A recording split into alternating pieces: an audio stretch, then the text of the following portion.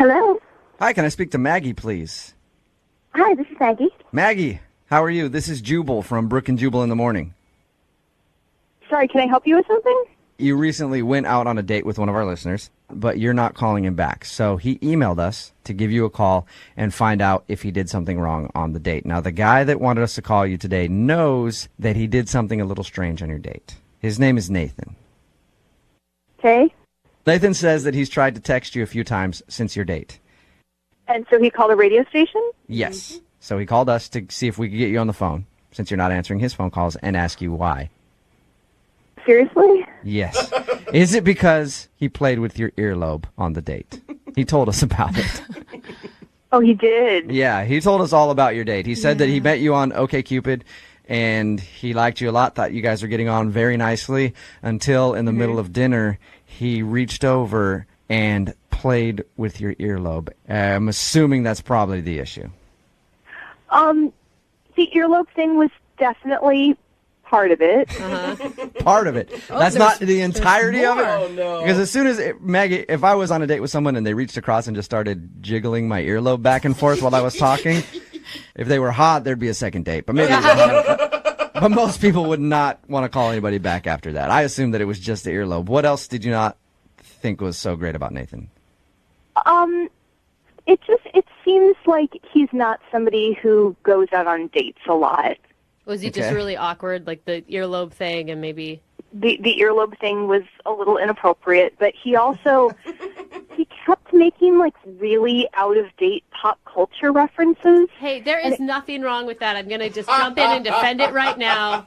Woo-woo is fine. No, Brooke. That's not. What do you mean? What do you mean out of date pop culture references? Well, it kind of seemed like he went out and memorized a bunch of stuff that he thought would be like relevant to like have a conversation. Like at one point he was like, "Oh my gosh, did you hear that Katie Holmes broke up with Tom Cruise?" No, stop it. Did he really say that? Was he joking?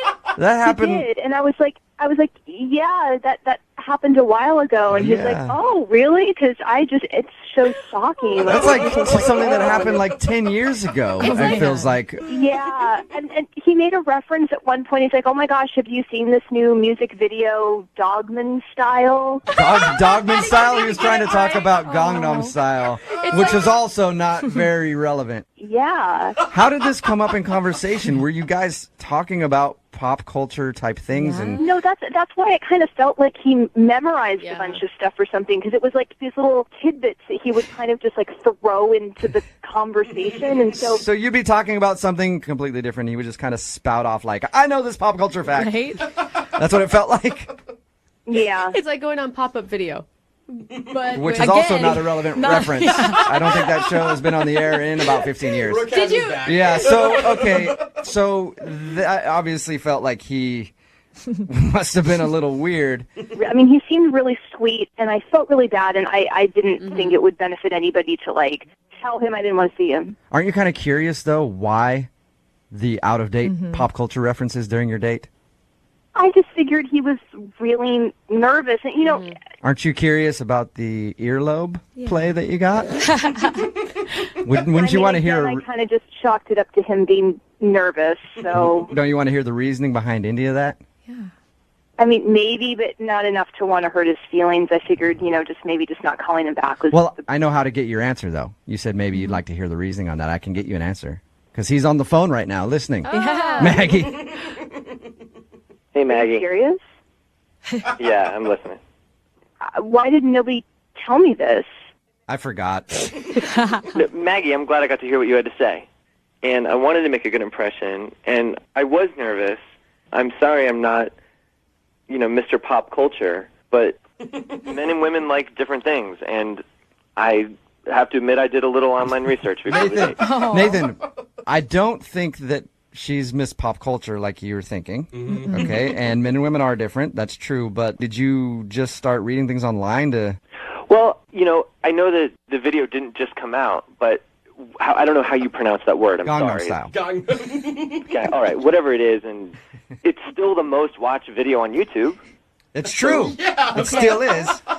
So that's a relatable. I was trying to, And Tom Cruise has a new movie coming out, and so All right. well, people like Tom Cruise movies. And But Nathan, don't you think she'd want to hear about your hobbies or talk about your interests? I mean, you're interesting people. You could talk about that.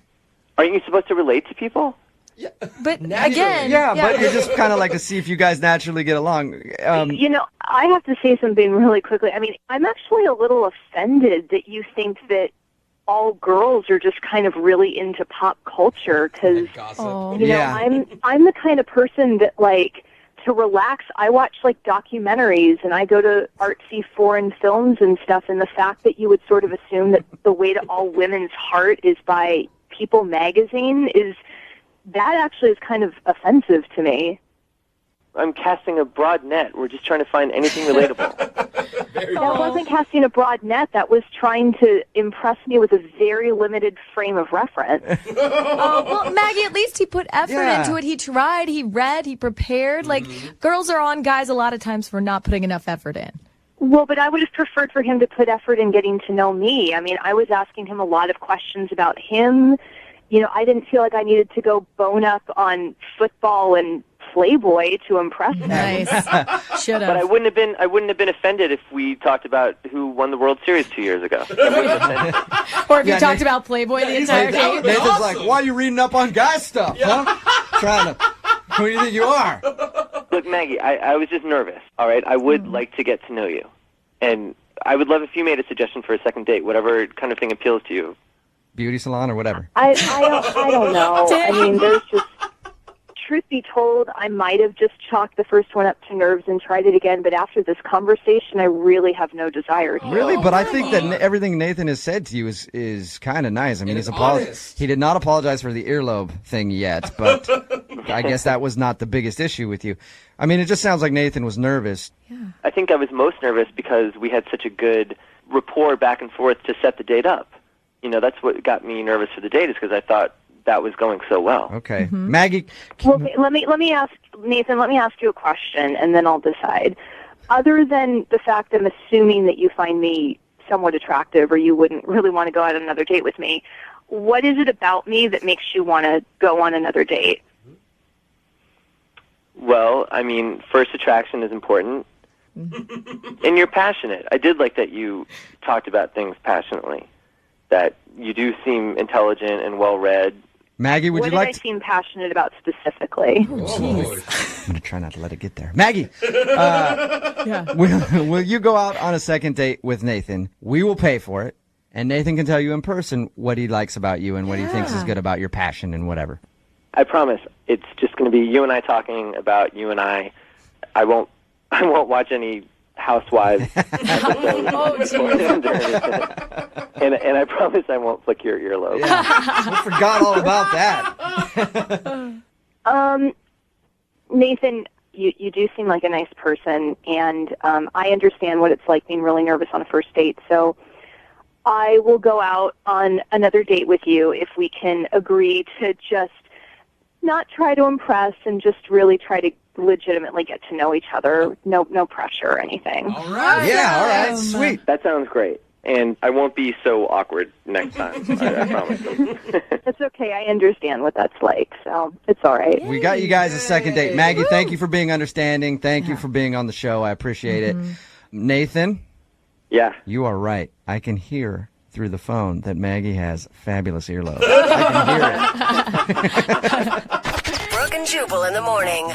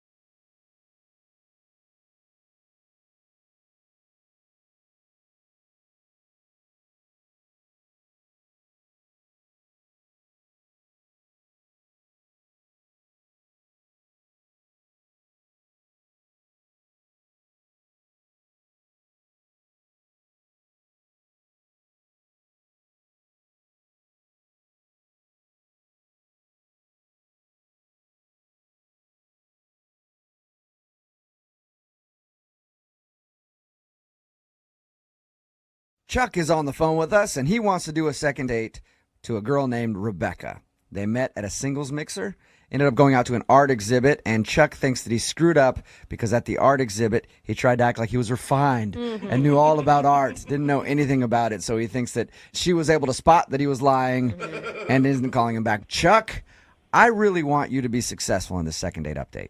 Yeah, that'd be nice. I'm pulling for you on this one. I want to get you a second date with this girl really bad. Not necessarily because I want you to go out with her, but I don't want you to have to go to any more singles mixers. Because I know They are pretty bad. you said this is one of the first times you've been, and you don't own a bad leather jacket. And we talked about how everybody at singles mixers has bad leather jackets. And I know if you keep going to these, you're going to acquire one of those. And I want to keep you from getting a bad leather jacket. Thanks a lot, Jubal. I appreciate that. No problem. I'm just trying to save you from that leather jacket. That's all I'm trying to do here. All right, man. Are you about ready to give her a call? Let's do it. Okay, here we go.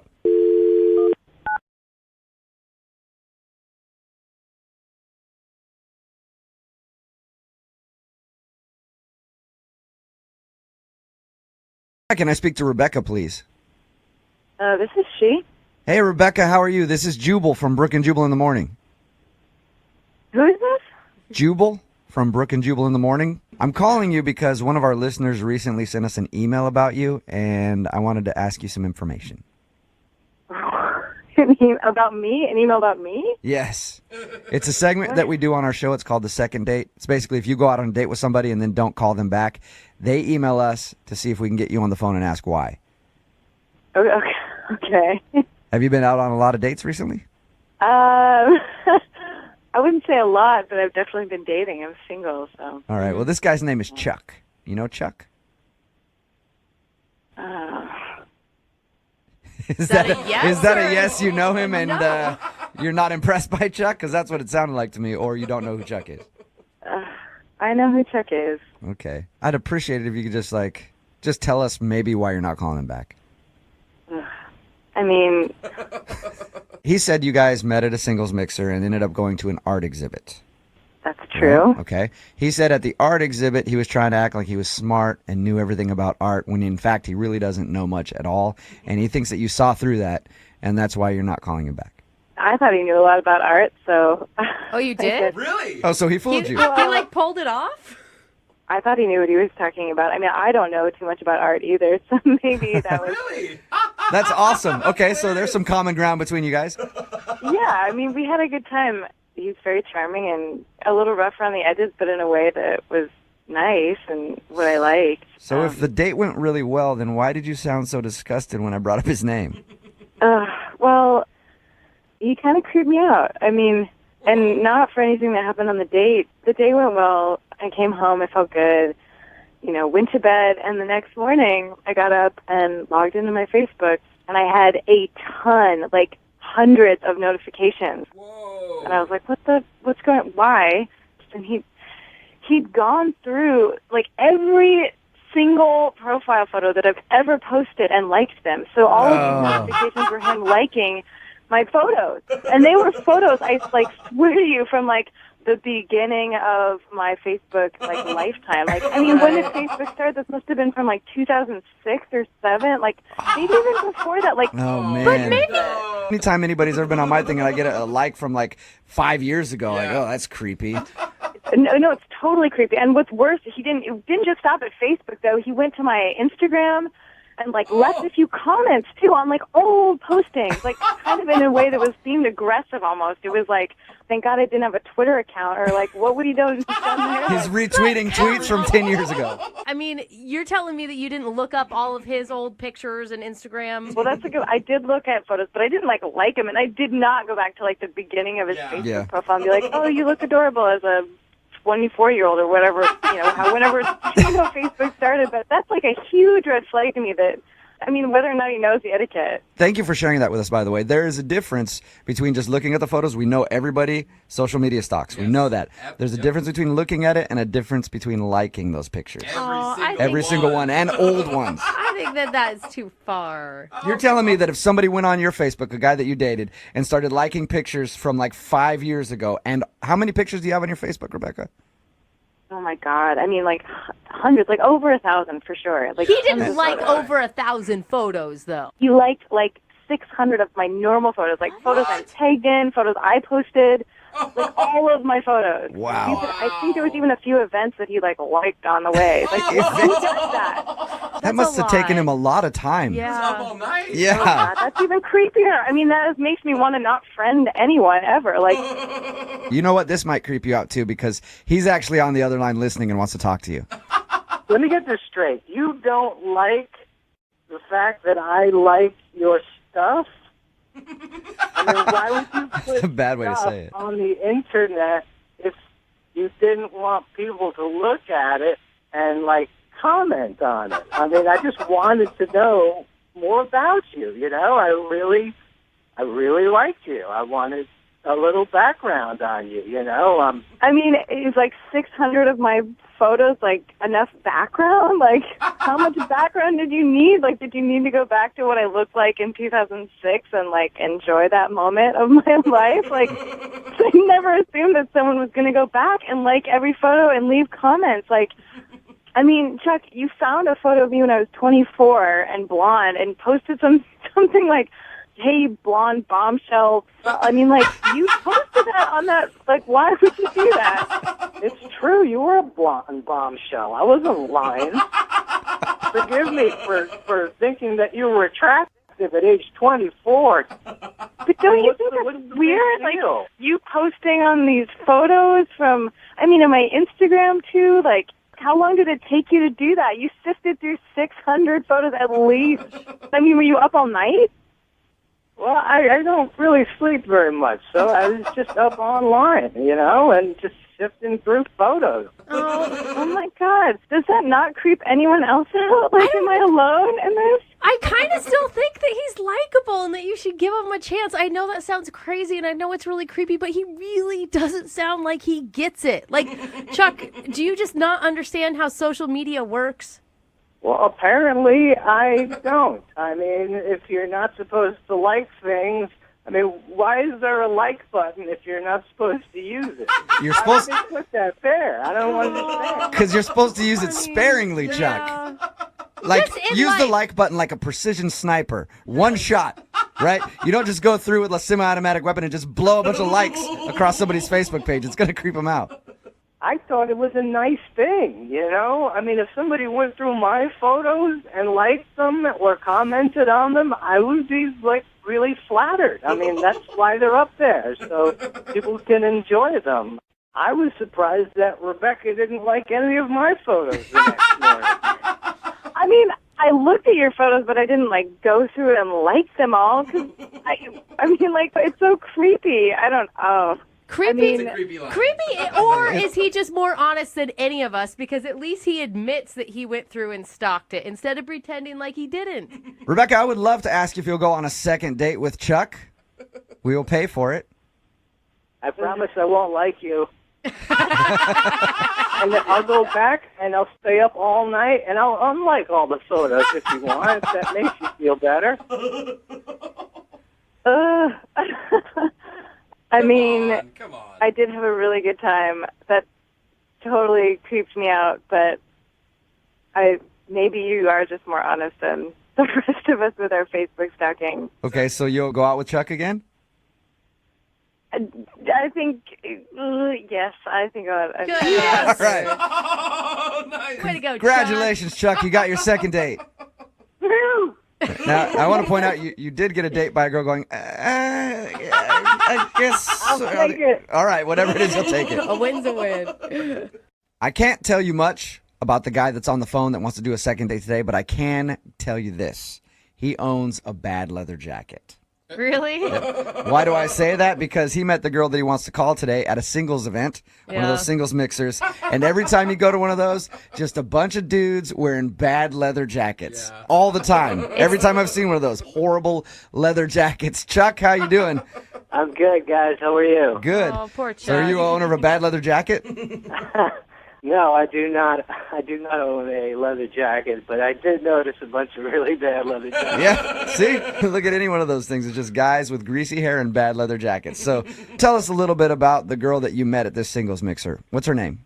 Her name's Rebecca. Rebecca. All right. And when I first started talking to her, like the first time I met her, at this thing. I was kind of nervous, and I really don't think that I came across very, like, charismatic or confident. You know, I didn't really have much to say. So the first meeting didn't really go too well.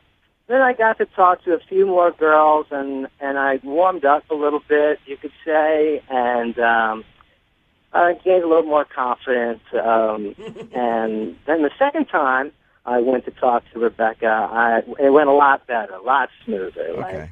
I'm always surprised that people actually meet somebody that they want to date at these events, because I've hosted a lot of them, and I haven't actually seen success stories. Like, what about her stood out among the group? Well, this was my first time going to one of these events, and I actually brought a friend of mine because I didn't want to go by myself. So I really don't have much experience with these things. But what stood out about Rebecca was just that she seemed very classy, you know. She was well-dressed. She was very pretty. She came across, like, really intelligent, you know, like more so than me, probably. All right. That's cute. So what'd you guys do when you actually went out?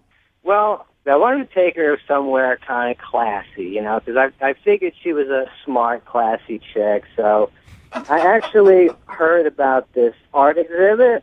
I figured that's a pretty classy thing to do, you know, art exhibit. Kind of an original first date sort of thing. Right, and you impress her a little bit by going like, hey, I'm cultured. I know about all the art in town, baby. Yeah. So we go to the art exhibit, you know, and you know, luckily they had a few drinks. They had some like wine there, and we had a few drinks while we looked at some art, and we, you know, talked about the sculptures and the paintings that we saw. Who is more interested in the actual art, like you or her? Well, I don't know. Like, I pretended that I was interested. Like, I don't really know anything about art, and certainly after a couple of glasses of wine, I decided to sort of talk like I actually knew something. So you're sitting in front of like a painting, breaking it down, and you have no idea what you're talking about? Yeah. Like, I would take a look at like one of the paintings, and I would be like, oh, I really like this avant-garde style and the use of pastels and Were you just sort of spouting any art word you've ever heard? Pretty much. Look at those brush strokes. No idea who the artist was, you know, what century it was made. Could have been painted yesterday for all I know. Do you think she saw through it as like maybe you were trying a little too hard or you were a fraud or anything? That was my initial thought as to why she's not returning my calls or texts. Because we had a pretty good time, you know. It seemed so anyway.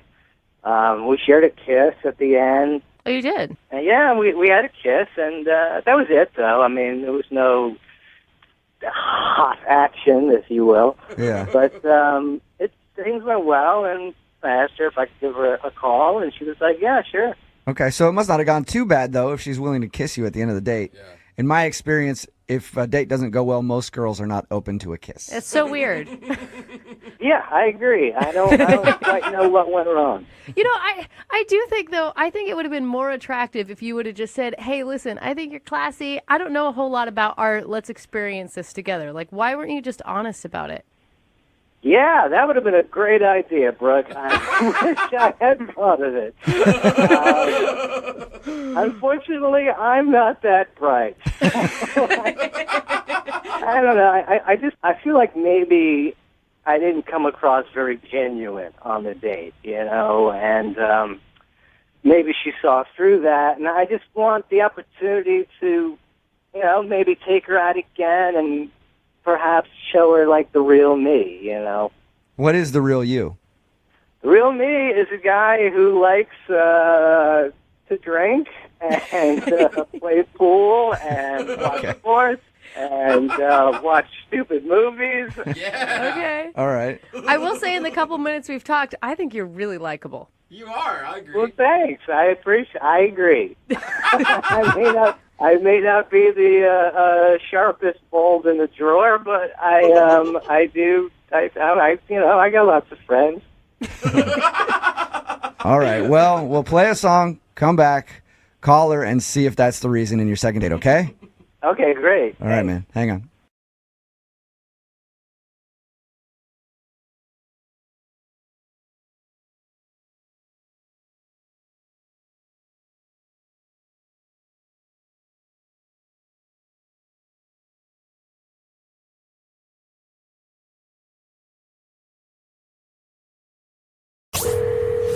Brooke and Jubal's second date update. You know, a lot of people bring things to a date, like flowers, candy, duct tape. Duct tape? Sometimes it's good to bring a surprise for the person you're going on a date with. I do love duct tape. Melanie, who's on the phone for a second date update right now, got surprised with something on her date that I'm not sure most people would like, and I don't even really know if Melanie liked it, but we'll find out what it is in just a second. What's up, Melanie? How are you? Hey, I'm good. How are you? Pretty good. So first, tell us about the guy that you went out with. What's his name? His name is Anthony, and man, he's a really, really sweet guy. We met on a dating app, and we had chatted for a bit ahead of time, and this was the first time we were going out. What were you feeling leading up to your first, in-person date with him? I was feeling really good. I was feeling optimistic. Better than feeling scared. Well, I think that many people who have dated has felt that too. Yeah. I didn't have any of that usual, trepidation. I don't know. He just seemed really kind. All right. And how did the date go? Well, I would say it didn't go great, but really it was kind of a disaster. Whoa. It wasn't his fault. It wasn't my fault. It was just kind of what happened. What happened? Now I'm so curious. Well, we went to this, one of those Japanese hibachi restaurants, where they, cook in front of you. Yeah. So we met at the restaurant, and he's like, let's just, step outside for a second. And I was like, oh, okay. And he said he had this surprise for me. And I was like, oh, boy, maybe I was wrong about this not being weird. But we went outside, and he opens his jacket, and on the inside of his jacket, sticking out of one of the inside pockets, there's a hamster. What? Yeah. Whoa, that's even weirder than duct tape. Wait, he brought a hamster to a hibachi restaurant? I know it sounds maybe odd, but it was actually really cute. So the hamster's name is Einstein, and so I guess Einstein wasn't feeling well earlier that day. So he was like, I didn't want to cancel, but I felt bad leaving Einstein at home. And it was. How do you even know if a hamster's sick? My question exactly. You got little hamster puke. I don't know. He wasn't running in his little wheel like he always does. That's what Anthony told me. And he's he just looked so sad. And I was like, oh, that's so sweet that you were so in tune with your little buddy. Okay. So sick hamster, awesome points for him, apparently. Yeah, he was just being thoughtful. Okay. Did the hamster also get a table at the restaurant? Or... Yeah. Oh, man, with a little mini hibachi. We maybe kept him in the jacket. Good. Yeah, rodents in restaurants, usually not a good mix. I don't know. Kicked out. So what happened? You said something terrible happened. Well, yeah. So we're sitting down, we're eating dinner. We're just having a really great time, really good conversation, great connection. And at one point, I just looked over, and Anthony just looked really weird. He looked like something was wrong. I didn't really know what was happening, and he just leaned in, and he whispers in my ear that Einstein is gone. What? He died? He wasn't in this pocket anymore. Oh, I thought he knew that the hamster had passed on in his jacket. Oh, he's like, I suffocated so him. it broke my heart because I obviously knew how much Einstein meant to Anthony. So he's terrified, and he's freaking out, but trying to still be cool and just, Oh my God, what did you do? You tell the waiter, I'm sorry, our pet hamster got loose in here. We didn't tell anybody at first because we figured maybe we could just find him on our own and Yeah, you don't want to tell everybody that there's a rodent running around in there and have them freak out. Yeah. So we didn't want to let anybody know. So we kind of started taking turns, casually peeking under chairs and wandering throughout the restaurant. We ordered 2 extra desserts just to stay a little bit longer so we could keep looking. Oh, man. Did you ever find Einstein? No. You never found him. We never found him. I mean, we probably looked for over an hour and a, we were looking for a long time. What did he do? I mean, for a dude that would like his hamster so much, he'd take it into a restaurant if it had the sniffles. I'm sure he was beside himself that he couldn't find him. He looked so defeated. It was the saddest thing I've ever seen. Yeah, he lost his little buddy. Aww. Yeah. So how'd you guys end everything then? I didn't really know what else to do for him. So he just wanted to go home. So he left and I left, and I just... Wow. Yeah, that was just a little over a week ago now. And have you gotten any update from him if he did, in fact, call the restaurant or find Einstein or...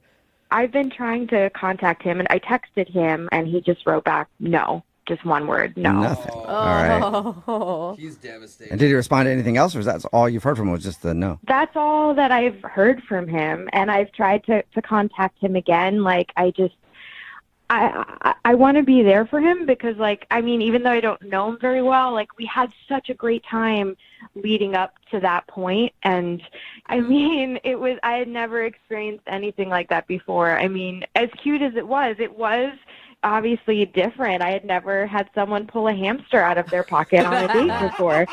All right, well, does. play a song and then come back and call him and see if we can get an update on the hamster and maybe get you a second date, okay? Okay, thank you. Yep, hang on. Moving 92.5. Brooke and Jubal in the mornings. Second date update. I'm calling today's second date update the curious case of the missing hamster. If you missed the first part, Melanie is on the phone and she wants to call a dude named Anthony. They went out to a restaurant to eat and he brought along his pet hamster. Yeah, you heard me right. Sounds weird, but she actually liked it. But during dinner, the hamster escaped from his jacket and they could not find him in the restaurant. So there's a hamster named Einstein wandering around some hibachi restaurant somewhere, probably eating great, way better than he was before. I'm not going to hibachi anytime soon. Or go and make it more exciting, you guys. And she hasn't really heard from Anthony since that date, other than when she texted him to ask if he found Einstein, and he just responded no, and that's all she's heard from him. So we're about to get him on the phone and find out if she can get another date, but more importantly, no disrespect to you, but I just want to see if Einstein has been found. If not, then I'm going to start writing a new Netflix documentary. I hope that he gets found as well. I hope that there's going to be great news from Anthony. But don't you think, I mean, it's been a week. I understand that this guy's upset, but I also feel like he should thank you for all the time and effort you also put into looking for this hamster. I'm just trying to, like, think about if it was me and you're grieving, you're upset. So I'm just trying to, like, let him have his space that he needs. But I just do want him to know that I'm here to support him. Okay. All right, here we go. Well, I'm going to dial this phone number right now, okay? Okay. Maybe the hamster answers the phone. That'd be awesome. Well trained. All right, here we go.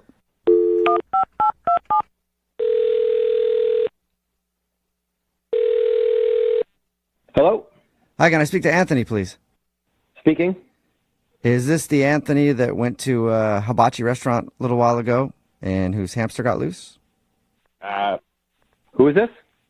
First, I want to know if this is the right Anthony. Well, can you tell me who's calling, please?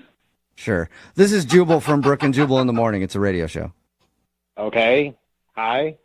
Hi, how are you? I'm fine. Why are you calling about my hamster? Do you know where he is?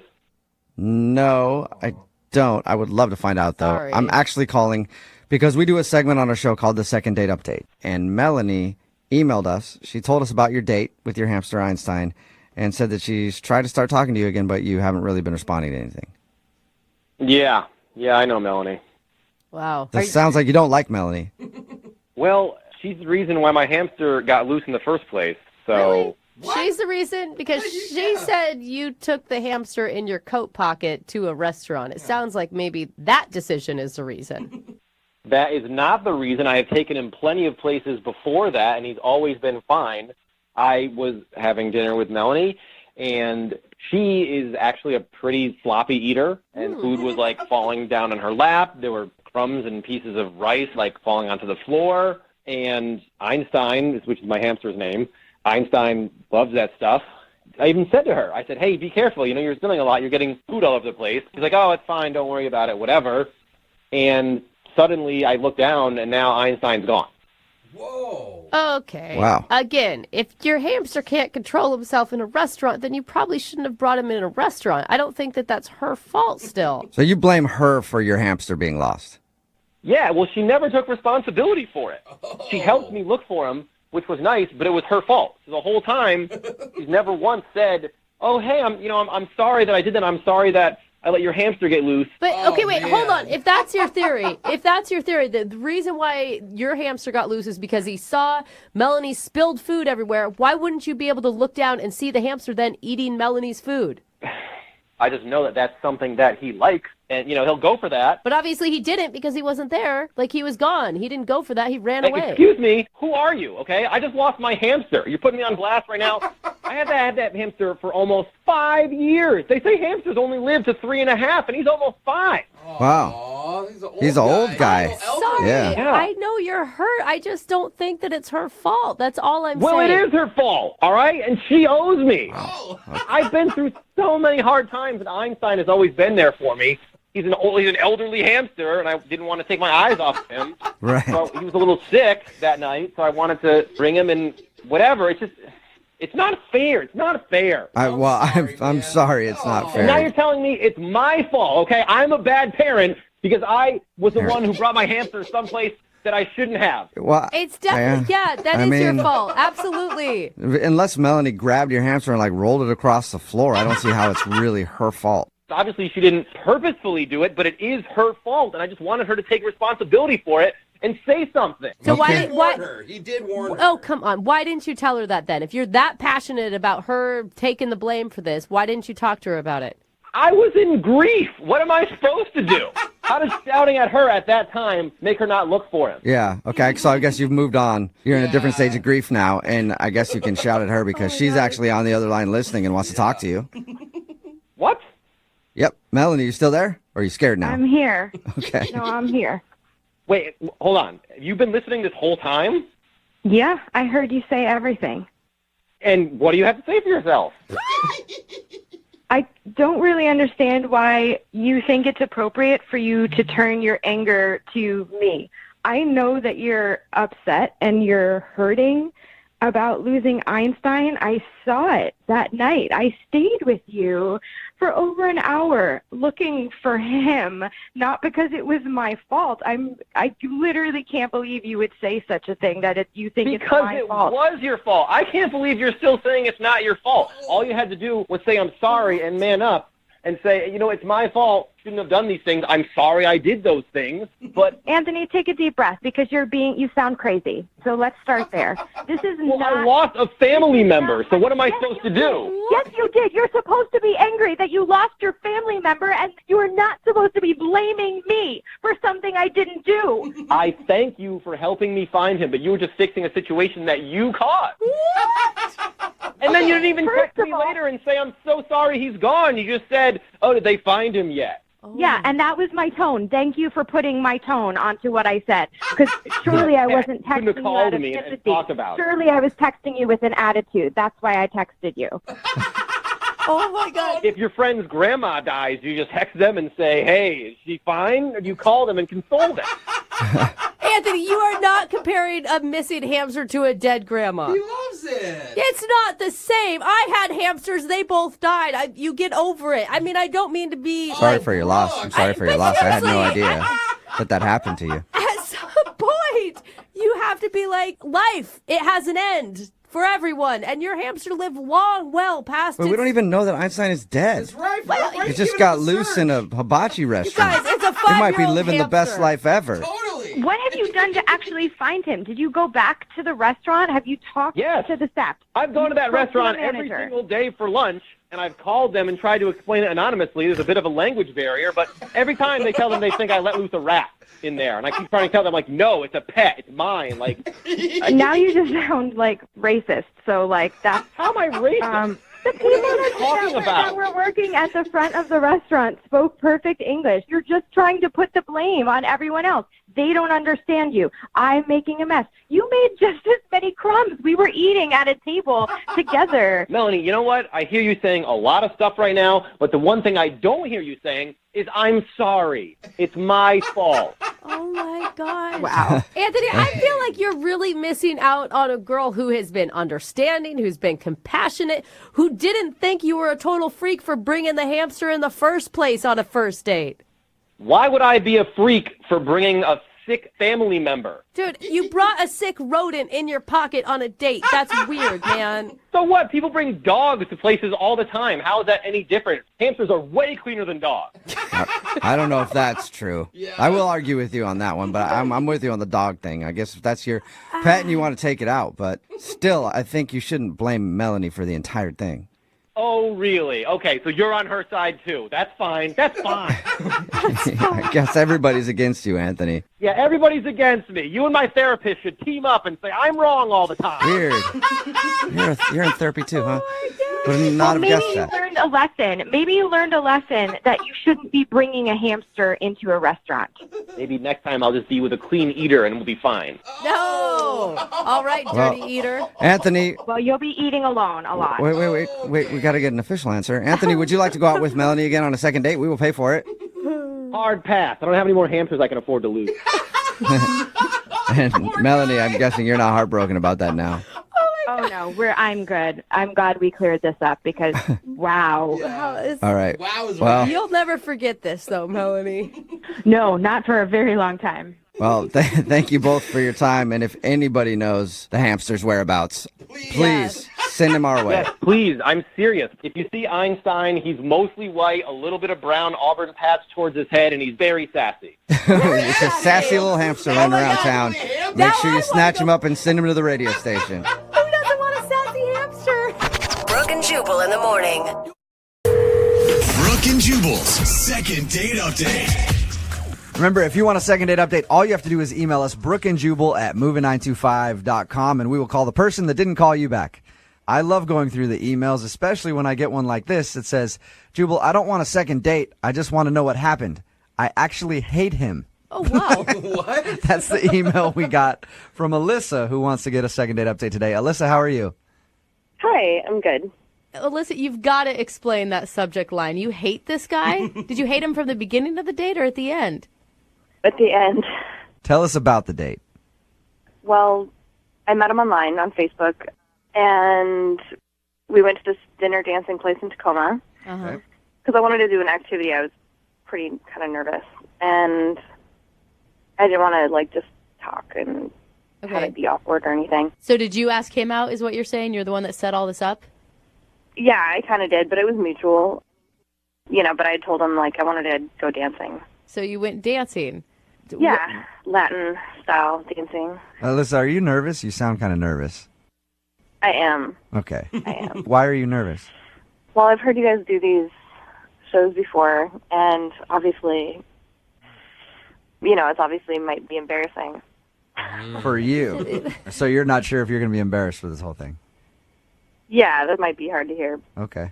So, Alyssa, how did the date end? What happened? Toward the end of the night, he went to the restroom, and it had been, at least 15, maybe even 20 minutes. And I was kind of worried. And I had one of the male waiters, go to check on the restroom.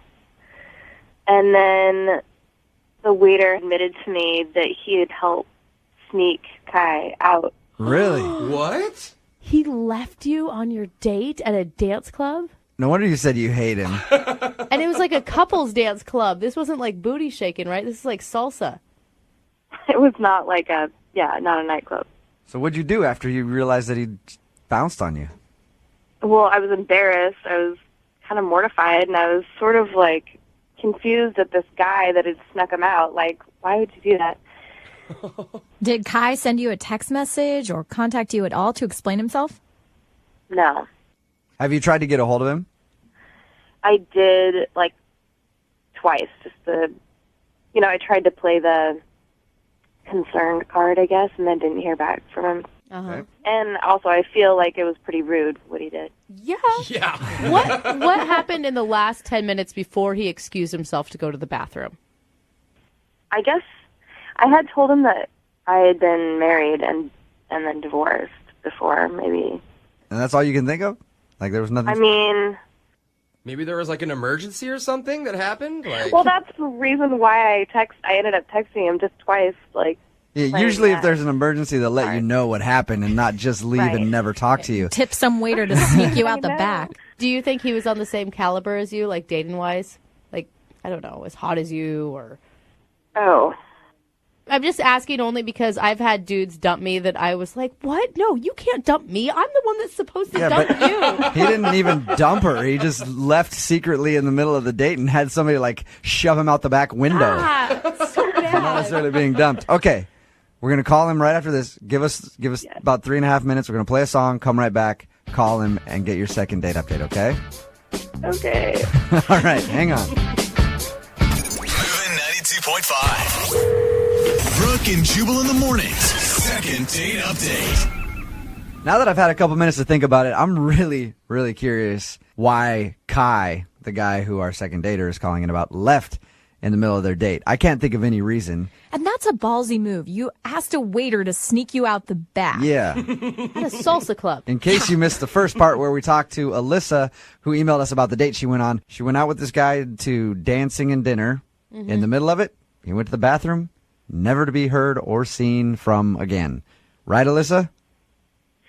Yeah, that's right. And Alyssa's very nervous about the phone call we're about to make. Alyssa, can I ask, what about a date would make you leave and never talk to that I'm person? not a coward. Like, I would never do that. Oh. I left in the middle of a date before, but it was after I told her I was leaving. And like a grown-up? Yeah. That's weird. Why did you do it? Why did you have to leave? She was horribly bitchy. And it was like a double date, and I was like, you know what, you guys? I'm getting out of here. I'll see you later. I hope you know I'm not going to the bathroom. It was his girlfriend of 5 years. And then, It was his mom. exactly. Then we continued to date and almost get married, so it was good. All right, let's call him right now.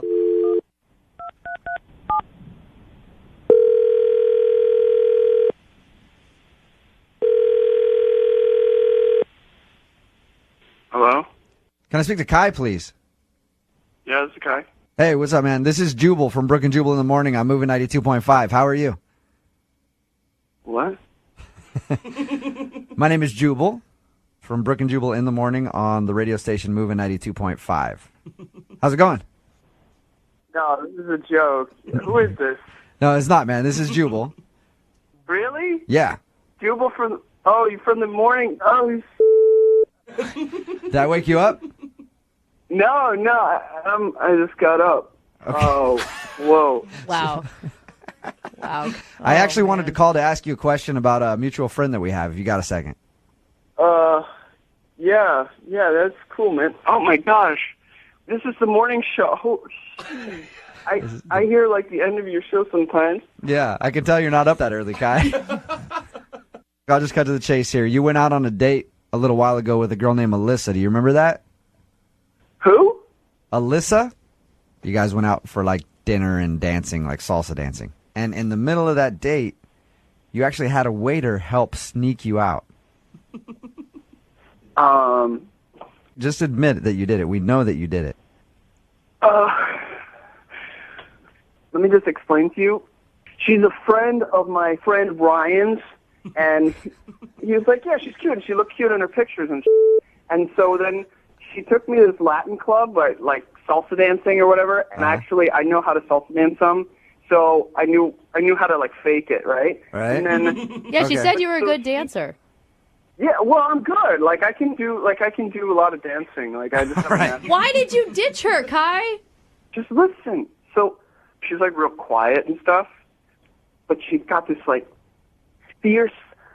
Like when we were dancing, she was like, it was a good time, and there was like a romantic time. She went to kiss me. Okay, I'm cool with that. Like I'm totally cool with making out on the first date. Okay. But then she bit my lip, like grabbed my lip like really hard, and it hurt.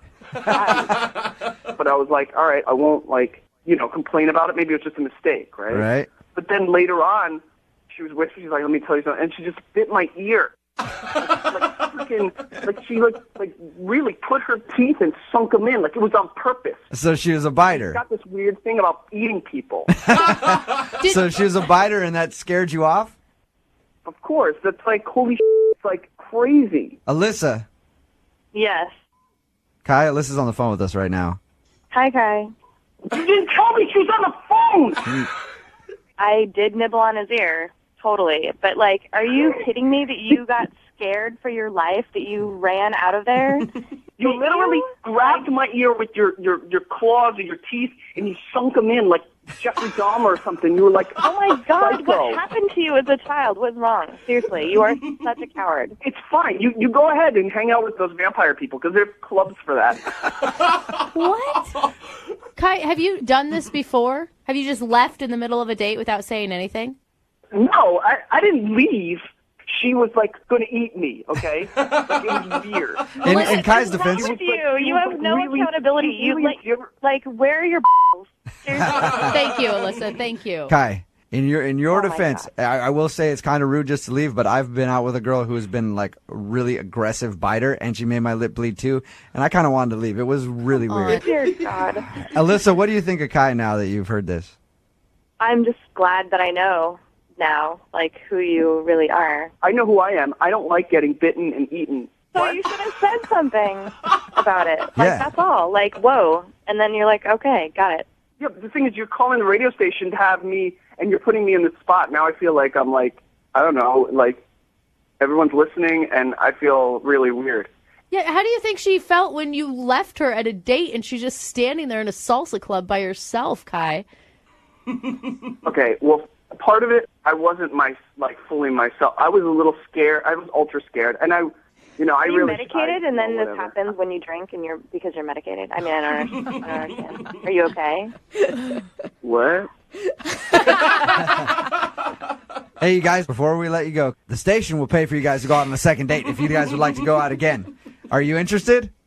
Are you asking me? Yep. Hell no. Alyssa, is there anything else you want to say to Kai before we let him go? Yeah, I think that you are insane. I think you need to grow a pair of or to let them drop, and need to learn how to be honest with yourself and with others. Kai, anything you want to say to Alyssa? Have a nice life, and I'm going to find a girl with no teeth. I'm sure they have plenty of them at the retirement home. Brooke and Jubal in the morning.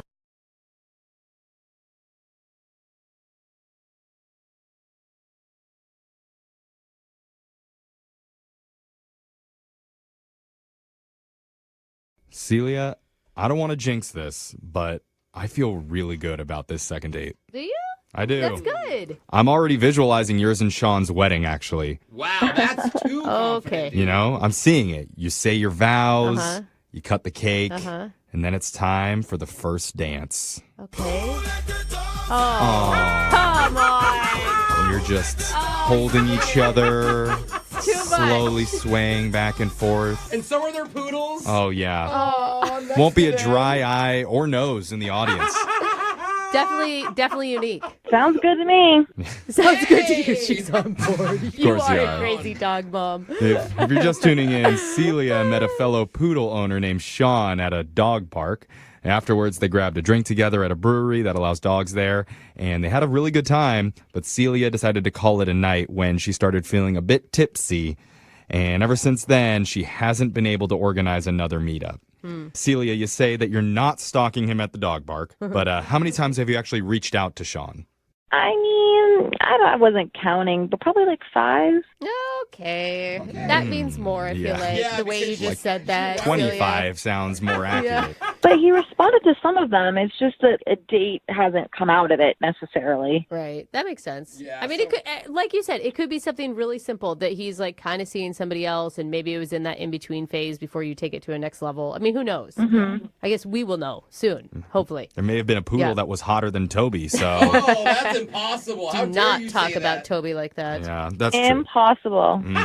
All right. Well, we're going to find out. I'm going to dial the phone number right now, and we're going to try and get you your second date, okay? Thank you. All right, here we go.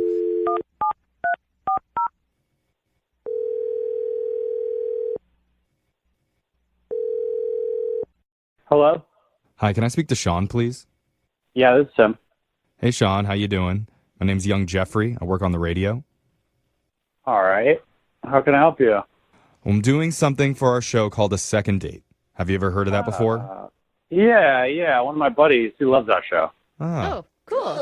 Tell your friend hi and thank you. Okay. must not be the smartest guy. Yeah. Yeah, it's funny you say that. He's really not all that bright. Yeah, it makes sense. Does make sense. Yeah, it's- Neither yeah. am I. But anyway, so let me explain how it works since you haven't listened yourself. The way that a second date happens is when you go out with someone and they're not calling you back, you can reach out to us, and we'll try and connect you with that person and figure out the reason why. Okay. All right? And so you recently went out on a little date with a girl named Celia. Yeah. All right. Did you think of that as a date? I mean, you guys hung out at the brewery, she told us. I mean, we were definitely hanging out. I don't know if it was a date. I guess it was kind of a date. Kind of a date. All right. Yeah. Well, not to put any pressure on this, but Celia really liked you when you hung out, and she feels like she's not getting those same vibes back. I mean, I don't really know, what to say, to be honest with you guys. Like, I don't know. Well, did something change? Because she told us that you guys were at the dog park, you bonded over your dogs, and then you asked her to go get a drink at like a dog-friendly brewery. So you could see where her perspective was that you were into her. Yeah. Is that right? Yeah, it's your fault. So this is just so awkward. Yeah, I know. God. Did she totally misread you? Is that what you're saying? I think she misread the situation a little bit. Basically, she kind of made a proposition, and that was kind of what killed it for me. What proposition did she make? I mean, obviously we were drinking a little bit. We were at the brewery, so maybe she was a little buzzed when she said this. So basically, she's about to get her dog fixed. Okay. Right? And so she was wanting her dog to have an intimate experience before she got fixed. And so she thought that she could hook her dog up with my dog. She was joking. Oh, come on. She was joking, right? That was a joke. It was very straight-faced. I mean, she was very serious about this. Like, it wasn't a joke. There was no laughing. There wasn't a just kidding at the end of it. Okay. Why? I totally understand that when people love their dogs, I love my dog, Yeah. And I, want my dog to have amazing experiences too, but. You're feeling like her dog doesn't live up to the expectations that you've set for your poodle? You want like a hotter dog? Yeah, I mean, I'll be honest with you guys. Like, I was a little turned off by it. Like, I'm not just going to pimp my dog out. And she wasn't trying to, breed it to have puppies or anything like that, but I feel kind of dirty. So wait, if she wasn't, she's not trying to breed her dog to have puppies. She's going to go get the dog fixed. I'm still kind of, missing why she would want to do this. Like, why is she trying to? Like I said, she is getting her dog fixed, and she wanted her dog to experience this intimate relationship with my dog. So it was like a bucket list item for her dog to not be a virgin. Is that what you call it in the dog world? I don't even know. Well, did you ever tell Celia how you felt? I didn't tell her how I felt, but, like I said, I did feel kind of dirty. My dog isn't a prostitute. Here's the thing, Sean. Now is your opportunity to actually tell Celia how you feel, because she's been on the other line listening and wants to talk to you. Are you serious? Uh-huh. Yep. Yeah, come girl. Come talk. Okay. Sean, I don't really get why you're offended by what I said. How can you not see where I'm coming from? I'm not just going to let you use my dog. How do I know that you didn't just spot my dog and then decided to come up and talk to me, and then just kind of too. It didn't feel organic, after you said that. Are you overanalyzing this? It's not that big of a deal. And it would be good for your dog. What? How do you know that? Have you ever known a man to not have a good time? What are you talking about? Wait, you're comparing men to dogs? I mean, Toby is wonderful. You know that. And she's never had that experience. And I feel like it's my responsibility as her mom to help her. And she needs to live a full life. Yeah, Sean, it's just two single poodles in the city doing what single poodles do. Let nature run its course. I mean, I know that this is, obviously hilarious, but so my neighbors, they also had a poodle, and my dog and that poodle got along really well. They spent a lot of time together. And so, my dog formed a relationship with this poodle, and then this poodle just moved away. Aww. This could help your poodle's still going through the heartbreak of the separation guys, from the last relationship. I know you two are joking, but Sean, are you saying that you'd be okay with this if your poodle wasn't going through an emotional breakup right now? No, that's not what I'm saying. I'm saying that my dog had a real relationship at one point, you know? And then for her to just bring Toby into the picture and just like expect it to be forced, like it's not organic. People hook up. Like, I don't understand why you can't let dogs hook up. Yeah, but people don't force people to hook up. Oh my God. I can't believe that is a point he has. Sean, I think you and Celia have way more in common than you realize. Me too. If you take the dog relationship out of this, you two may be a good mating pair. Yeah. Is that what you say? That's what I've been saying this whole time. I mean, I'll be honest with you, I don't know how much alike we are because I would never prostitute my dog. You're not I would forcing never- the dog to do anything. It's an opportunity for Peanut to get to know Toby. It's literally an opportunity. They don't have to do anything. They just They can if could have they done want this at to. the That's dog park. nice. They could have did this at the Not dog in front park. of everyone. Oh my God. Need privacy? Yeah. Come on, Sean. This is the 21st century. Dogs are going to be promiscuous now. It's not like the olden days where they were set up and they weren't allowed to touch anything. All right? What do you say, Sean? Why don't you let him give up that milk bone? Oh, did I just say it like Wait, are you that? asking him to go on another date? Or are you asking for the Honestly, dogs I don't know again? what I'm asking. I think I'm just trying to get some, hot dog action going. Okay, yeah. So just bear with me here. Hot dog. Yeah. Yeah. Hot dog action. Oh, God. If you agree to go out with Celia again, we will pay for the date. It's not like a prostitute thing. It's just for the date. Right now I'm just going to have to say no just for right now because like I said, I'm feeling a lot of pressure from a lot of people to have her dog sleep with my dog. And it's just not. They don't have to just sleep together. They could have foreplay. They could have a date. Like, it could be passionate. Wow. Yeah, they can cuddle in the dog bed afterwards. Like, what do you say? What is dog foreplay? I really honestly feel like you should say yes, Sean. I mean, you guys may be a match made in heaven. Yeah, I mean, like I said, Sheila's cool. I thought we had a lot of chemistry. That whole thing just really threw me off.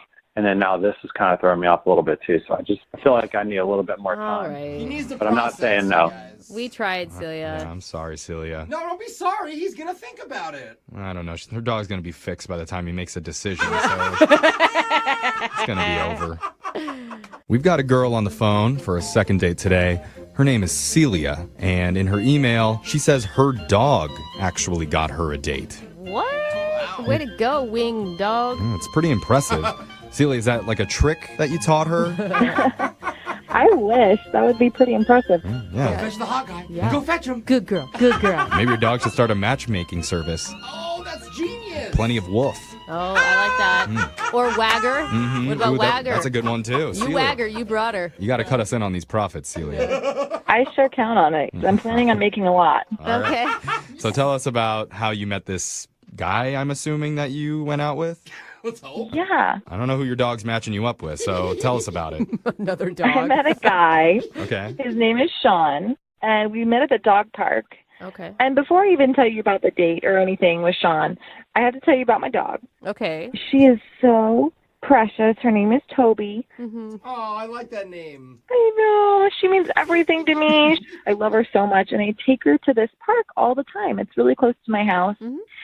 And, yeah, she actually helped me to get a date because Toby's a poodle, to give context. And there was another poodle at the park. Oh, man. And those poodles are having, like, intense philosophical conversations because they're the smartest ones there. Obviously, they're drinking wine and eating cheese and all that stuff. Yeah. Classic And poodle. was the other poodle Sean's poodle? Yeah. Okay. All right. Yeah, so the dogs hit it off first. They were just playing, and it was so cute. And we were both kind of standing by our dogs, and we struck up a conversation. I figured out that they were both adopted. So we had this great conversation. Well, of course they're adopted. Oh, my you God. didn't give birth to it. Our kids are getting along. It's Maybe we should do something together, too. Sweet little family. Mhm. I like this. All right. So were you outright hitting on him? I have a hard time assessing whether or not I'm being too forward or not. I hear you, girl. I hear you. But I was doing my best to be cool. Okay. And he said that there was this new brewery that welcomes dogs. Awesome. And he was like, oh, maybe we should go check it out. It wasn't like he said, would you go on a date with me? But it was implied. So we had this great time at the brewery. It was in an afternoon, though, so it wasn't like a formal evening date or anything like that. It was really chill. Okay. I'm in marketing, and he's a mechanic, which I kind of wouldn't expect. A mechanic with a poodle. That's a weird combo. I don't think I've ever seen that out in the world before. Yeah, it was different, surprising. That's what's exciting about people like that. Like, there's a lot of layers to him that you want to find out about, right? Totally. He's a dog person. He's a mechanic, so he's got to be good with his hands. No. That's good news for you, Celia. Jeffrey, you're thinking ahead. Wow, I wasn't even thinking of that, but that's exciting. I do know a lot of mechanics personally, Yeah. so trust me. Gosh, I bet. This is going to work out well for you, Celia. How was the chemistry, Celia, between you two? It felt really good. I thought it was like, it wasn't so serious that it was intimidating and overwhelming, but it wasn't so casual. It didn't feel like anything was there. Right. And honestly, I started to feel a little bit tipsy because we were at a brewery, like we were drinking. Nice. So I stopped drinking and we just kind of remained chatting and sobering up for the rest of our time. Mm-hmm. And we had talked about meeting up again. And to be honest, like I was excited because both ourselves and our dogs seemed to have a great time. Mm-hmm. And I'm just kind of disappointed because like he isn't responding to me. And sometimes he'll send back these really brief exchanges and he'd mention like, oh, we could see each other at the park. And he hasn't been at the park since our date. And I don't know if that's on purpose, but it's not like I'm stalking or anything, but I've driven by a couple of times and I go, really often and he hasn't shown up. Yeah, I mean, I'm not okay. stalking, but I have a pair of binoculars in my front seat. They just happen to be there. His break's at 2 p.m. every day. I don't know how I know that, but it's just... It's okay, Celia. I have definitely, maybe crossed the line a couple times into what could be considered. Checking in. Yeah. Checking in. Yeah, that's a good way to say it. We've all been there. So, do you think that anything went wrong on the date that could give him a reason not to call you back? I don't think so. And I've totally been overanalyzing this since then. I didn't know if there was somebody else in the picture. I don't know if there was something he didn't want me to know. Or like you said, I don't know if I came on too strong. I didn't think I did. No, I'm totally thinking that there's somebody else too. Yeah. Just because you met at a dog park and he could innocently invite you to be friends and then in the middle of it realize, oh my God, what did I just do? Mm-hmm. How much did you talk about each other's dogs? Do you think maybe you went overboard on that? Because I have heard a lot of talk about Toby and not so much about Sean. True. Well, if you met Toby, you would understand. All right, so there's a chance you may have overshared. I don't know. He has a poodle too. I feel like people with poodles are pretty no, I don't want to use the word crazy because you're on the phone with us, but God, bro. Obsessed with their dog. All right, well, let's find out how poodle crazy Sean is. Okay. Because we're going to play a song, we'll come back, and then we'll call him and try and get you a second date. All right, Celia? Okay, thank you. Okay, hold on.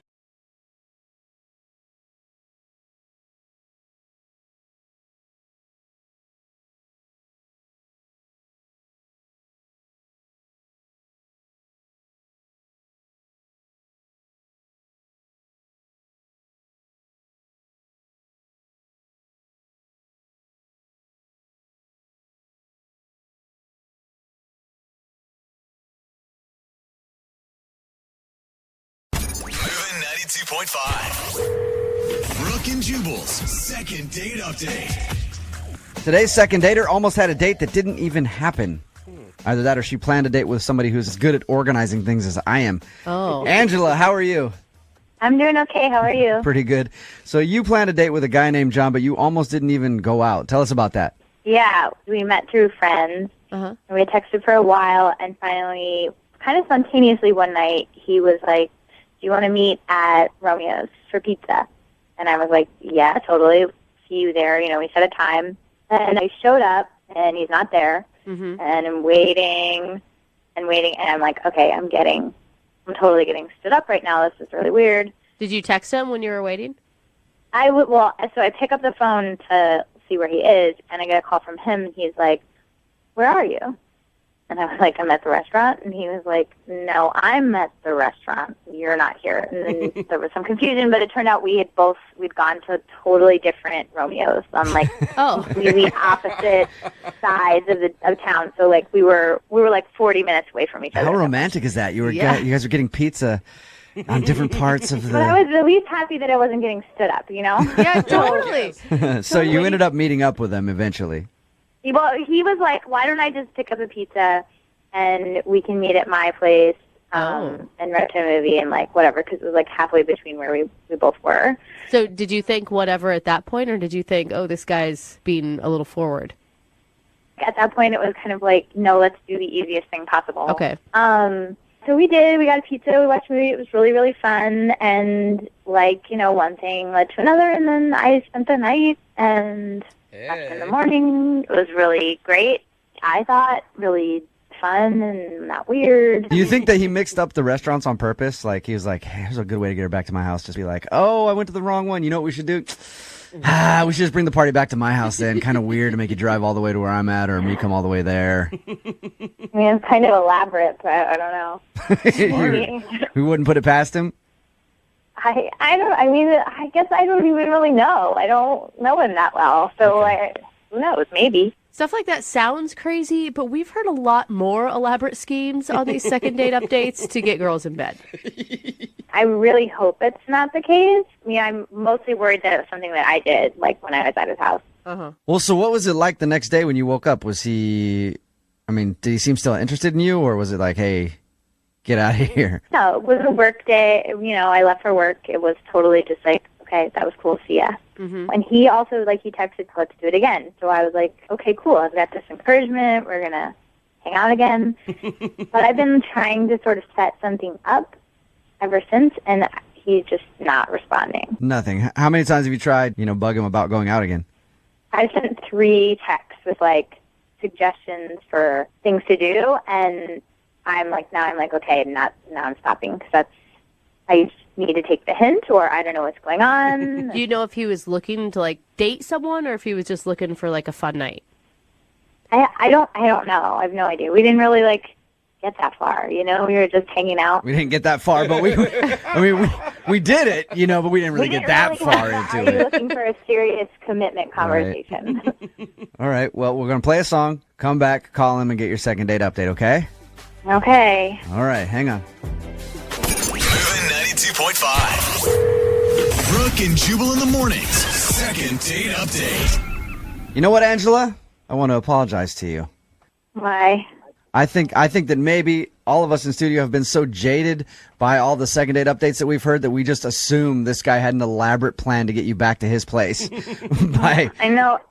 Since you said it, though, I've been feeling super paranoid. I know. All right. Now that you put the idea in my head, I'm like, oh my God, what if this was a crazy elaborate thing? Now, you went to meet John at a pizza place, but he said he showed up at the other one across town and then said, come back to my place, we'll just get pizza over here, and that's where you met him. But we've had guys like take girls to plant trees. Oh gosh, the tree first guy. date tree. Remember that? And he would like take the tree and return it back to the store when he was done or whatever. So there are guys that go out of their way just to get girls back to their place. I really hope it's not true, because, I like him. He's cool, but... Okay, if that's not true, Angela, then what do you think possibly could have gone wrong, and why is he blowing you off? I mean, obviously the first thing I think, which, like, every girl would, is, like, I did something wrong, or, I don't something ever weird, or, think like, that. maybe I had giant boogers when I woke up in the morning, or, I don't know, like, anything. Dude, yeah, the morning after look is always a hard one. Yeah. All right, well, we're going to call him right now. You ready to go? I guess.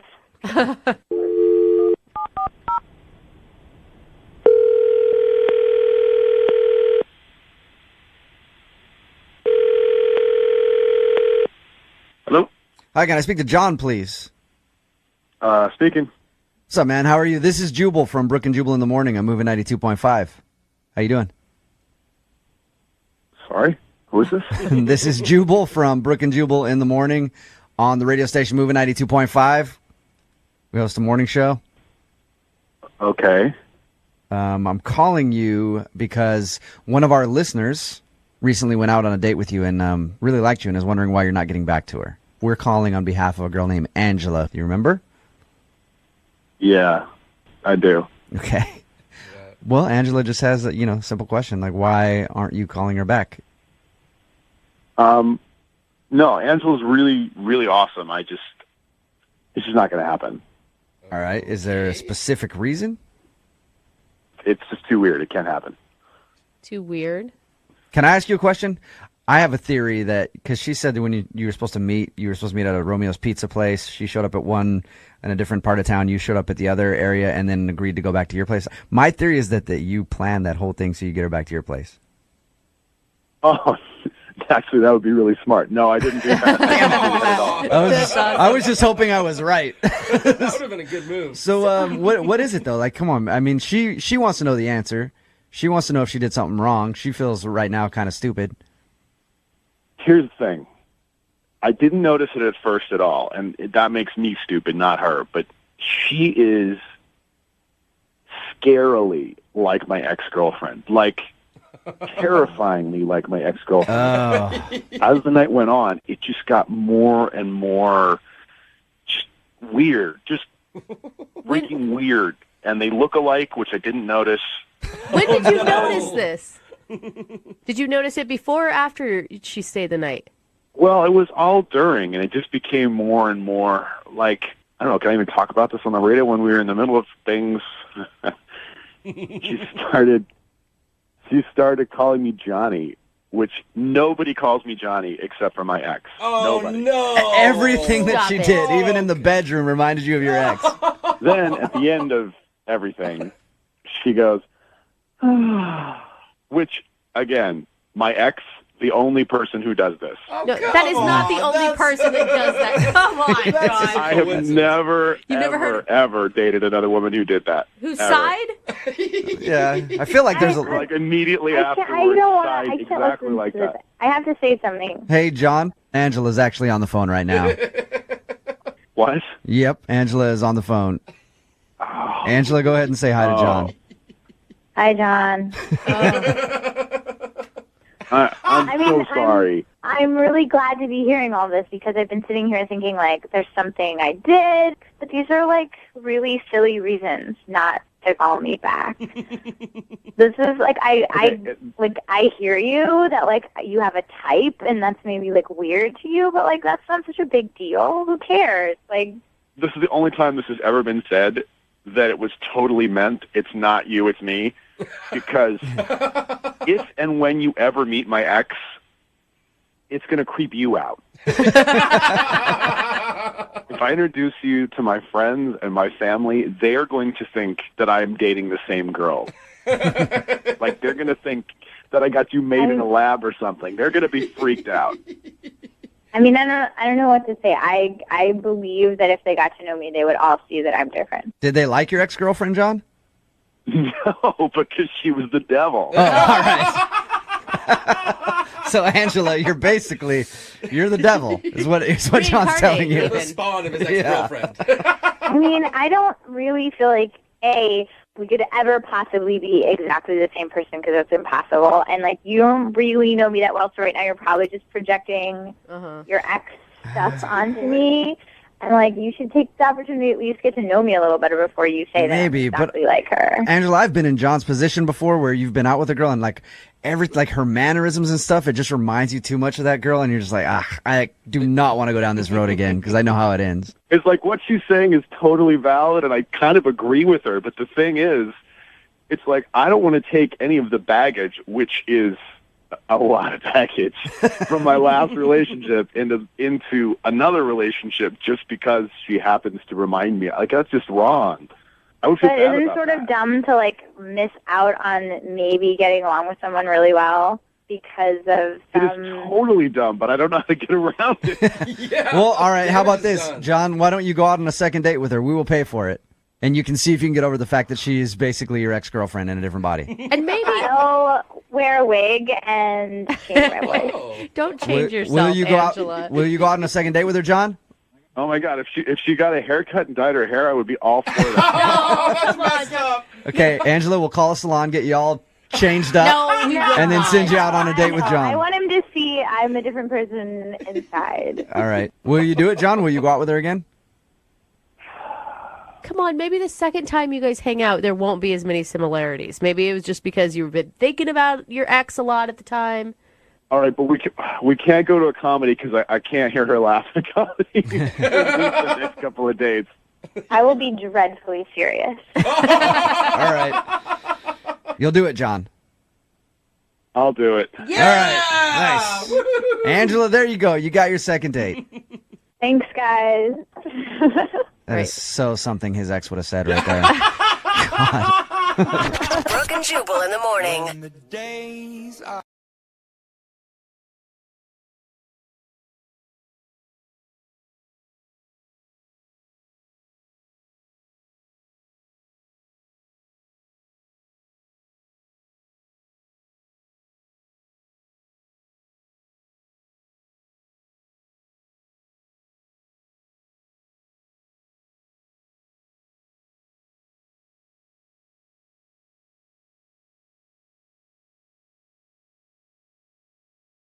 Are you single and feeling out of the loop? Put away that mouse and get out of the house. Join In the Loop, Seattle's brand new activities club just for singles. Go to intheloopsingles.com today. Moving 92.5. Brooke and Jubal's second date update. Here's a question for everybody in the room. Is it creepy to go take pictures of girls and then ask them out on a date? Yes. How are you even asking that? Not maybe. There's no maybe involved I think that's a great way to do it. And that's how John, who's on the phone for a second date update today, got his date, just taking some pictures and then asked a girl out. And she said yes. John, I think you and I need to hang out occasionally. No. Seems like our dating styles are similar. Well, hold on. You're making me sound as creepy as you are, and that's not how this is at all. What are you talking about? Your email said that you were taking some pictures and then you asked a girl out on a date.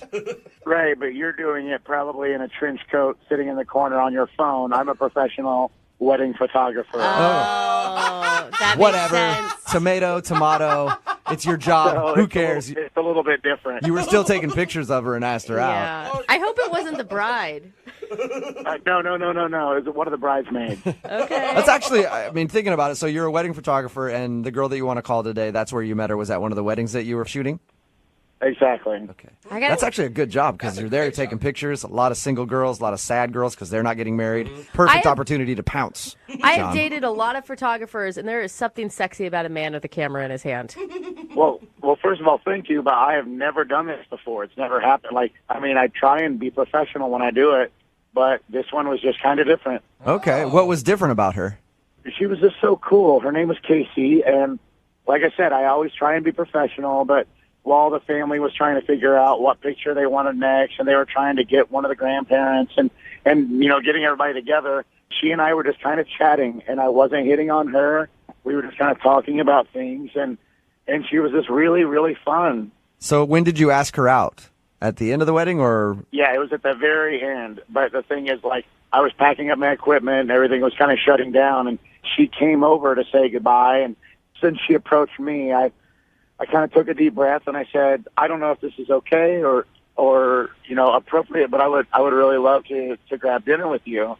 And That's awesome. she said definitely, and we exchanged phone numbers, and it seemed great.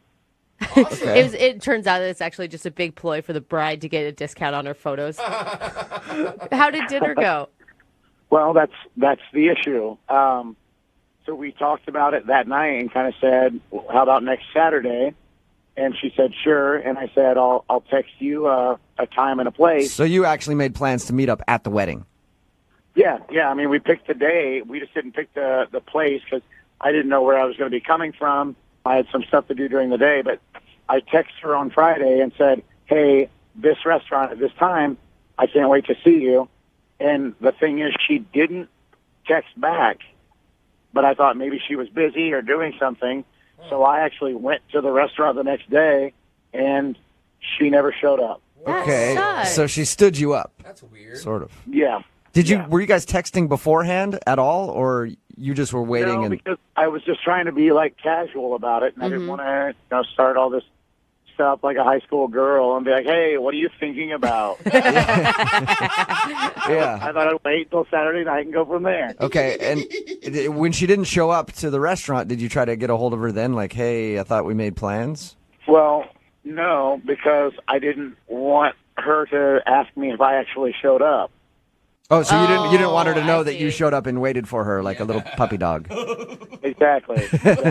Have you tried to contact her at all since then? No. Nothing. No, because like I said, if I I don't know how to lead in with with anything other than, hey, what happened on Saturday? Are you sure you had a date with her? Yeah, I'm positive. I am positive. We exchanged numbers, and we definitely had plans. She said she would meet me there. I mean, by the end of the wedding, I've been a bridesmaid many times. I wouldn't have ever called myself sober at the end of the night. Was she just maybe too wasted and she didn't remember? I don't think so, because I even thought about that, but she seemed fine. There were some other people there that didn't seem fine, but I think she was okay. For her to approach you at the end of the wedding and then start up a conversation sounds like she actually liked you. Yeah, it's weird that she's just blowing you off and hasn't said anything to you at all. Exactly. That's what I don't understand. Okay. So is it going to be strange when we call her? Are you going to want to admit that you waited at the restaurant? Is it going to be strange? Absolutely. But I listen to you guys all the time, and I'm like, you know what? If it's going to be weird, I'm at least going to let my friends help me out. Yeah. Okay. If it's going to be weird, you might as well do it here. It can't be weirder than some of the stuff that we've heard. Yeah. All right, well, we're going to play a song. But if I can request, I think Brooke should do most of the talking because it'll be a lot more smooth that way. Girl to girl. No offense. No offense. I'm just saying. All right, well, we're going to play a song, come back, call her, and get your second date update, okay? Thanks so much, guys. All right, hang on. Moving 92.5. Brooke and Jubal in the mornings. Second date update. If you're just joining us for the second date update, John is on the phone. He's a wedding photographer. Was taking some pictures at a wedding, ended up striking up a conversation with a beautiful young bridesmaid named Casey. They agreed to go out the next week, and then the night before he was like, hey, we still meeting up at the restaurant? Didn't hear anything back. So he actually decided to show up to the restaurant that they agreed to go to, and she never showed. Hasn't heard anything from her since. Hey, John. Hey. Hey, while I got you on the phone, real quick, I want to book you for a gig, since I know you do this kind of stuff. I'm going to be doing a shoot in my bedroom at around 3 o'clock this afternoon. I want to see if you might come take pictures of that. You probably do that kind of work all the time, right? Not for people like you. Even photographers have to have standards. It'll be great. It'll be just me and you, and then I'll pay you by the minute because I'm not sure how long it's going to take me. All right, man. We're about to call Casey. You ready? Any last thoughts before we dial her phone number? No. I'm just nervous. I mean, this is the first time you've ever hit on somebody at a wedding. Yeah. All right, here we go. I'll dial the phone number right now.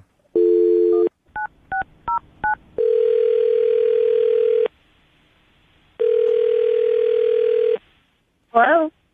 Hi, is Casey there? This is Casey. Hey, Casey, how are you? This is Jubal from Brooke and Jubal in the Morning. From the radio? Yes, sir. From the radio. How you doing?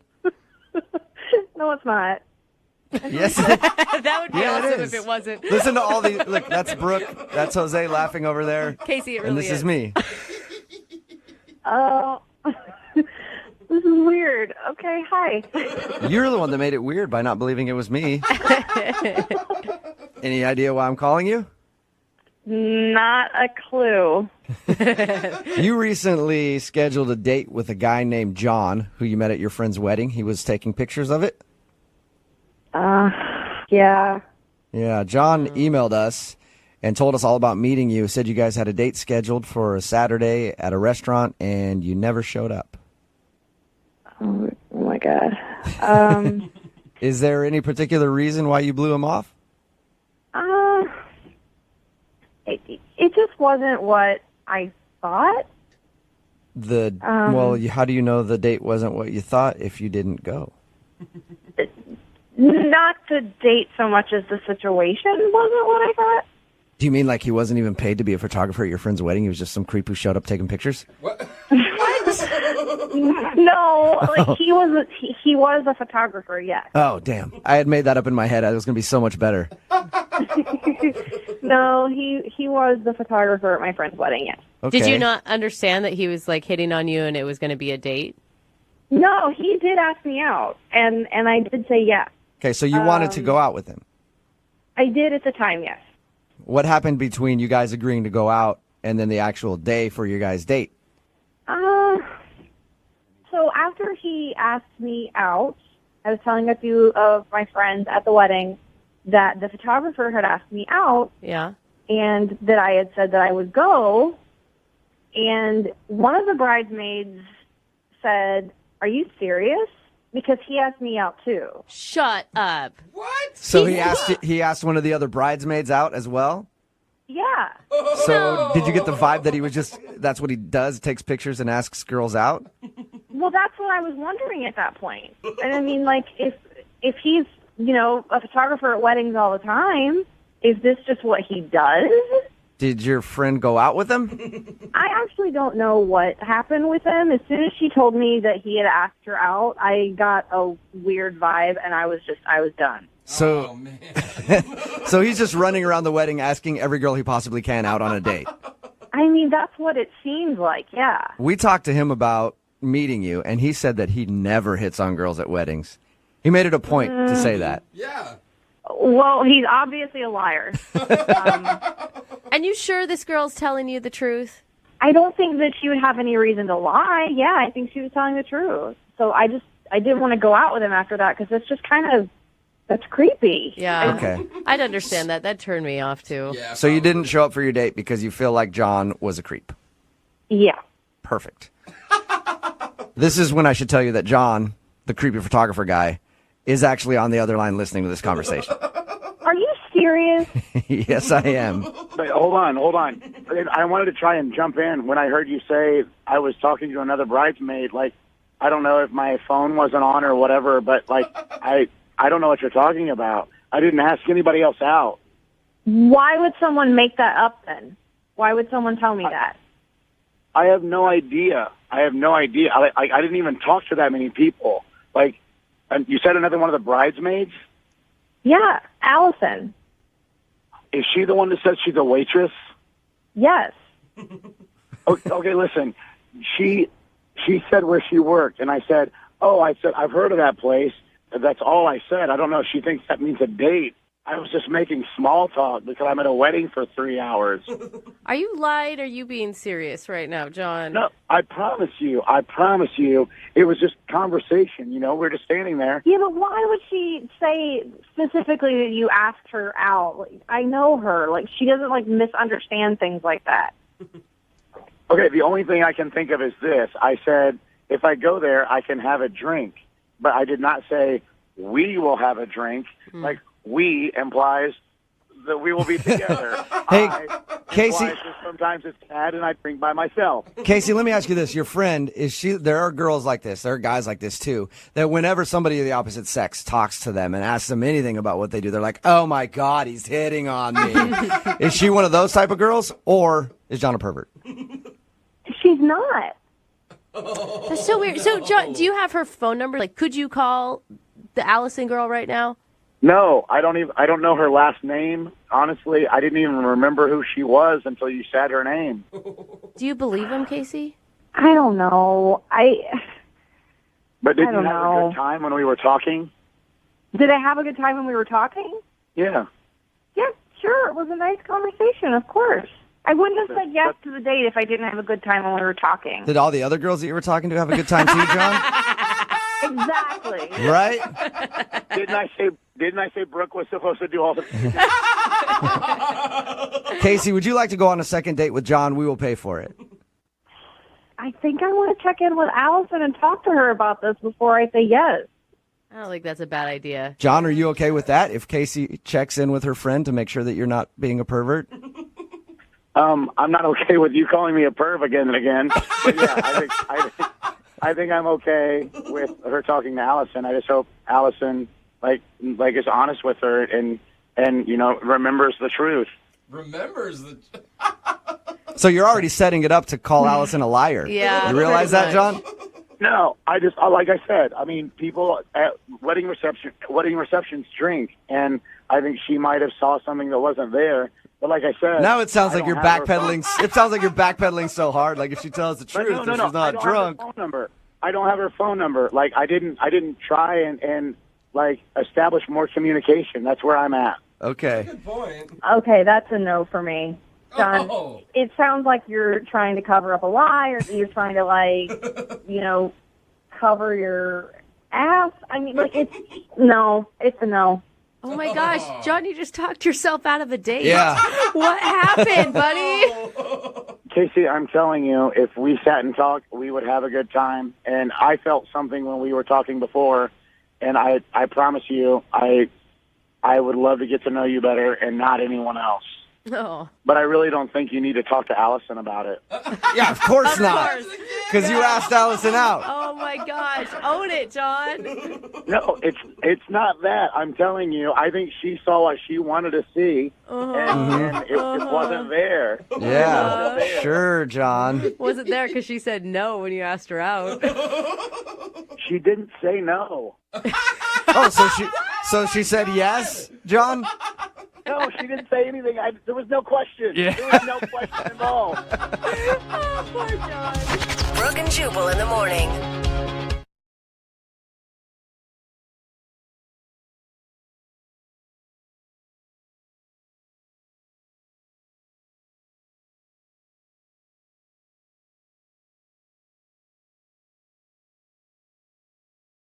Moving 92.5. Brooke and Jubal's second date update.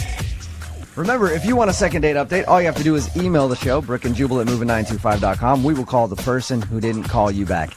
Alexandra is on the phone with us right now. She wants to call a dude named Sean. Alexandra, how are you? I'm good. How are you doing? Not too bad. Thank you for your email. You want us to call a guy named Sean today. How did you meet him? We met through friends. Okay. They thought you'd be perfect together, and Yes, he and I have a mutual friend who thought we would, hit it off. Your email didn't say that there was anything crazy that happened. Why do you think he's not calling you back? Well, I don't know if I'm, reading into it too much, but we went out, we had a great time, and afterward I invited him back to my apartment, but not like the way that you would think. I genuinely just wanted to hang out with him. I have a roommate, so maybe get her opinion on him. did he understand that it was like just a hangout and not like indication that... Yeah, like I kind of made it clear that my roommate was home. You didn't wink at him and go, "You want to come back to my place, big boy?" Unbutton a button. So you got back to your place. Where'd you guys go first of all? We went out to dinner. To dinner, okay. And all that was normal? Yeah. Yeah, it was great. We had a really nice time. Like, we had dinner, we had a few drinks, we talked, we laughed. I just felt like we were really hitting it off, which is why I kind of wanted to get my roommate's opinion. So you took him back to your place so you could get your roommate's opinion on if you should go out with him again. And did you guys do anything there? Well, no. You know what I mean. You know what I mean. So creepy. You know Your what voice dropped. You know what I mean, Alexandra. Yes, I know what you mean. No. We got back and they met. I introduced him to my roommate, and I went into the other room to get drinks together and everything. And when I came back into our living room, the two of them were kind of laughing about something and stopped when I got in the room. Ooh, awkward. And kind of wouldn't tell me what they were laughing about. Was it one of those situations where you feel like they were laughing about you?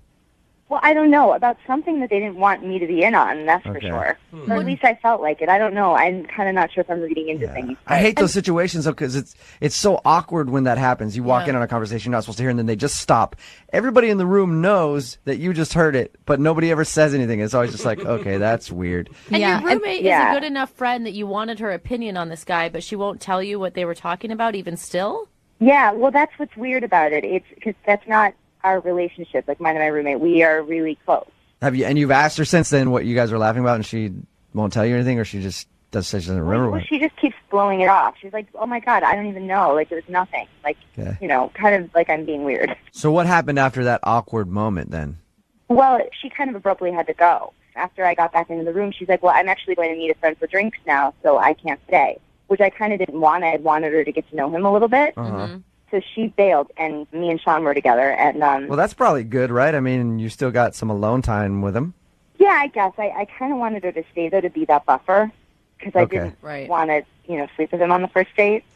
So we just hung out. We watched a movie, and then 15 minutes into it, he's like, "Oh my God, it's 11 o'clock.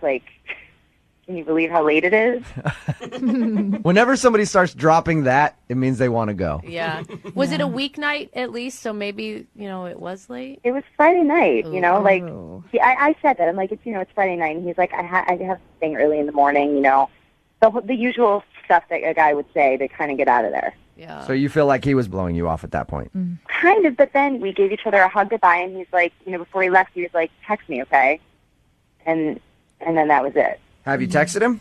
I tried texting him a few times, but I didn't call just because I didn't want to seem like a stalker. Yeah. Okay. And you really felt like the whole date was really good up until the meeting of the roommate back at your place. Then it all went south. Yeah, like it was a total switch. I mean, we really had a great time. Like, it wasn't like he was hesitating about coming over to hang out with me. He didn't say he had anything to do or anything. So I just was kind of like, did he go meet my roommate? Oh, you think maybe Oh, yeah. Rendezvous. that like they were laughing about like let's meet up, and then she left, and then he left shortly after? I mean, I don't want to. I'm hoping that I'm just being paranoid, but that's, I think, kind of what I'm wondering. All right, well, we'll play a song, come back, call him, and get your second date update, okay? Okay. All right. Moving 92.5. Brooke and Jubal in the mornings. Second date update. If you missed the first part of the second date update, Alexandra is on the phone right now. She wants us to call Sean this morning. They had a lovely date, went to dinner, ended up going back to her place so that he could meet her roommate because she wanted her roommate's opinion on him. She left the room at some point, came back, and they were laughing about something. Then her roommate left. They sat on the couch to watch a movie for a little while. Then he left. Her theory is that maybe they had a deal to hook up somewhere else, and they went to go meet each other. Alexandra, if your theory is correct, and we find that out right now, what are you going to do? Well, I mean, that'll really suck because I will have lost a friend. I mean, I consider her a really close friend of mine, and if that's true and now they're, like, hooking up, then, I mean, I can't really live with her anymore. So you'd be mad at that? You'd be mad if that happened? Yeah, I hope you're wrong, too. That would suck. You'd have to find a new living situation just because of a date. Has she ever flirted with a guy before that you've been into? Never. Like, that's why I just think maybe I'm hoping that I'm paranoid because this has never happened. Okay. All right, well, I'm going to call him right now, see if we can get him on the phone and find out why he isn't getting back to you, okay? Okay. Here we go.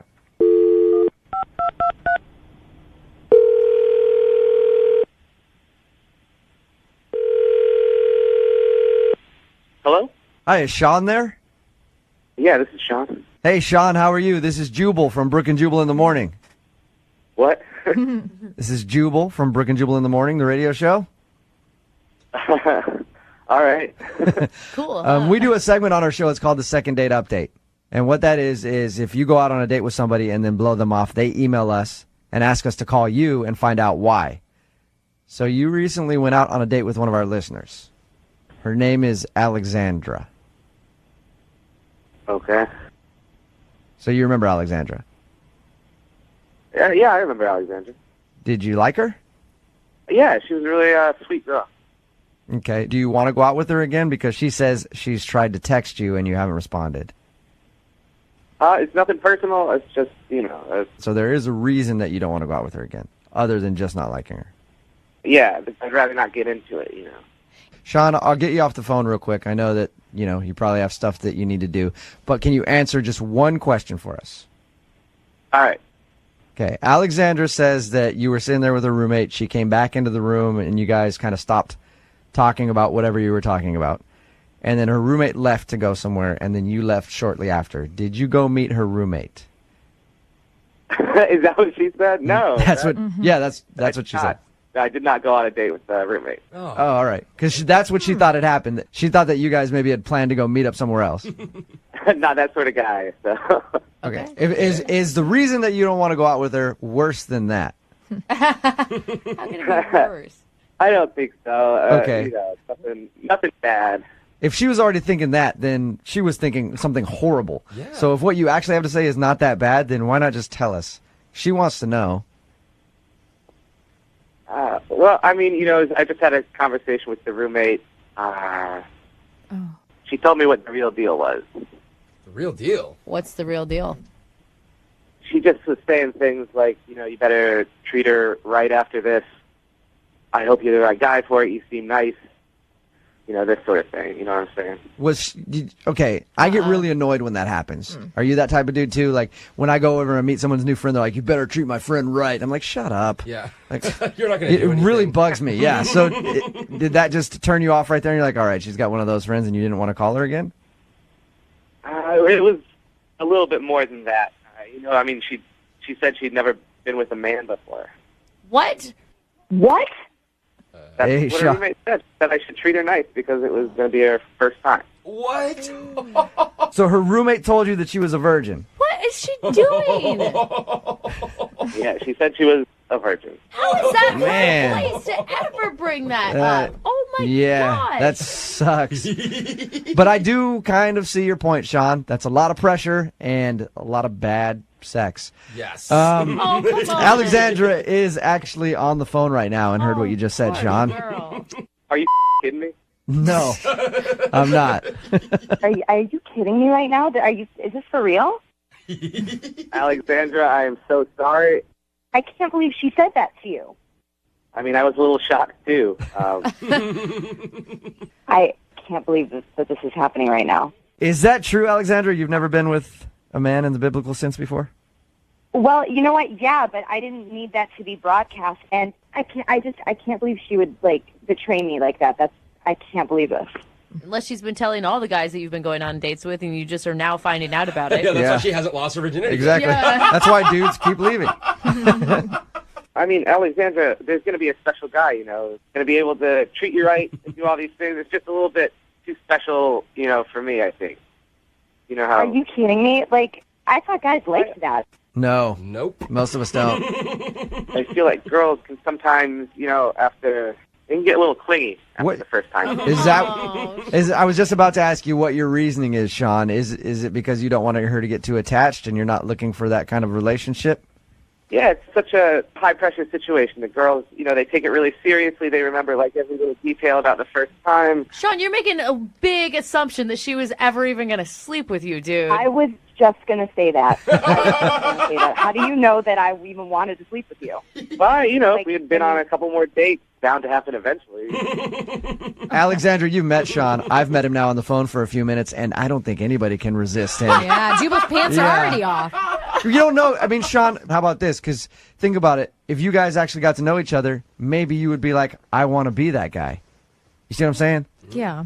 You got to understand, it's just a lot of pressure for a guy to be somebody's first. I think some guys might be into that. I think there's definitely somebody out there for you. It's just a lot of pressure for me. I was looking for something maybe a little bit more easygoing, at least at first. Yeah. Easygoing. Easygoing. Yeah. Are you kidding A little me? easier of a conquest, I think. Sean, would you like to go out on a second date with Alexandra? We will pay for it. Give it another shot. Yeah. Who knows? Maybe you'll want to take her virginity. That's a weird. I know that's a weird thing to say, but That is the dumbest basis for whether or not he should go on a date with her. do you want to go out on a second date? Oh my gosh. I'm going to have to say no on this one. Alexandra, you have anything to say to him? I wouldn't want to sleep with you if it was something that you didn't want to do either. I would, you know what I mean? It wouldn't even get that far, but you kind of just abandoned it right away without even speaking to me about it and assuming that I was going to just cling to you like some stalker or something when you just didn't even you didn't even give it anything a chance. Alexandra, I'm sorry you didn't get a second date. Yeah, it's fine. Good luck in the future.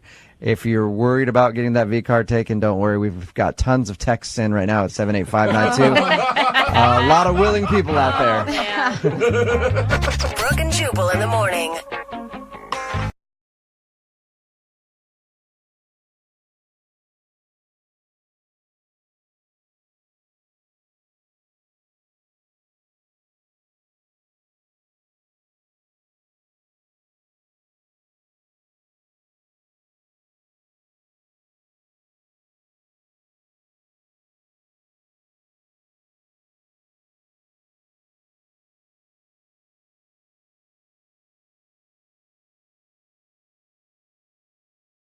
Need LASIK? Trust the experienced team at the LASIK Center at Evergreen Eye Center. No glasses, no contacts, no limits. What will you do? LASIK at evergreen.com. Moving 92.5. Brooke and Jubal's second date update. For today's second date update, we got a dude named Gavin on the phone, and Gavin said he met the girl he wants to call today at a bros night at the club. Oh, God. Yeah. Bros night. Oh, man. Bros night out. Yeah. Where dudes go out trolling for ladies. and it's never successful. What? And then you just end the bros night back at your buddy's house, drinking and complaining about how all the girls were ugly anyway. And lesbians, too. I mean, they didn't want to talk to us. Must be a bunch of ugly lesbians at the club tonight. Only possible explanation. That's all it could possibly be. But it sounds like Gavin actually met a girl at a bros night, which is impressive. What's up, Gavin?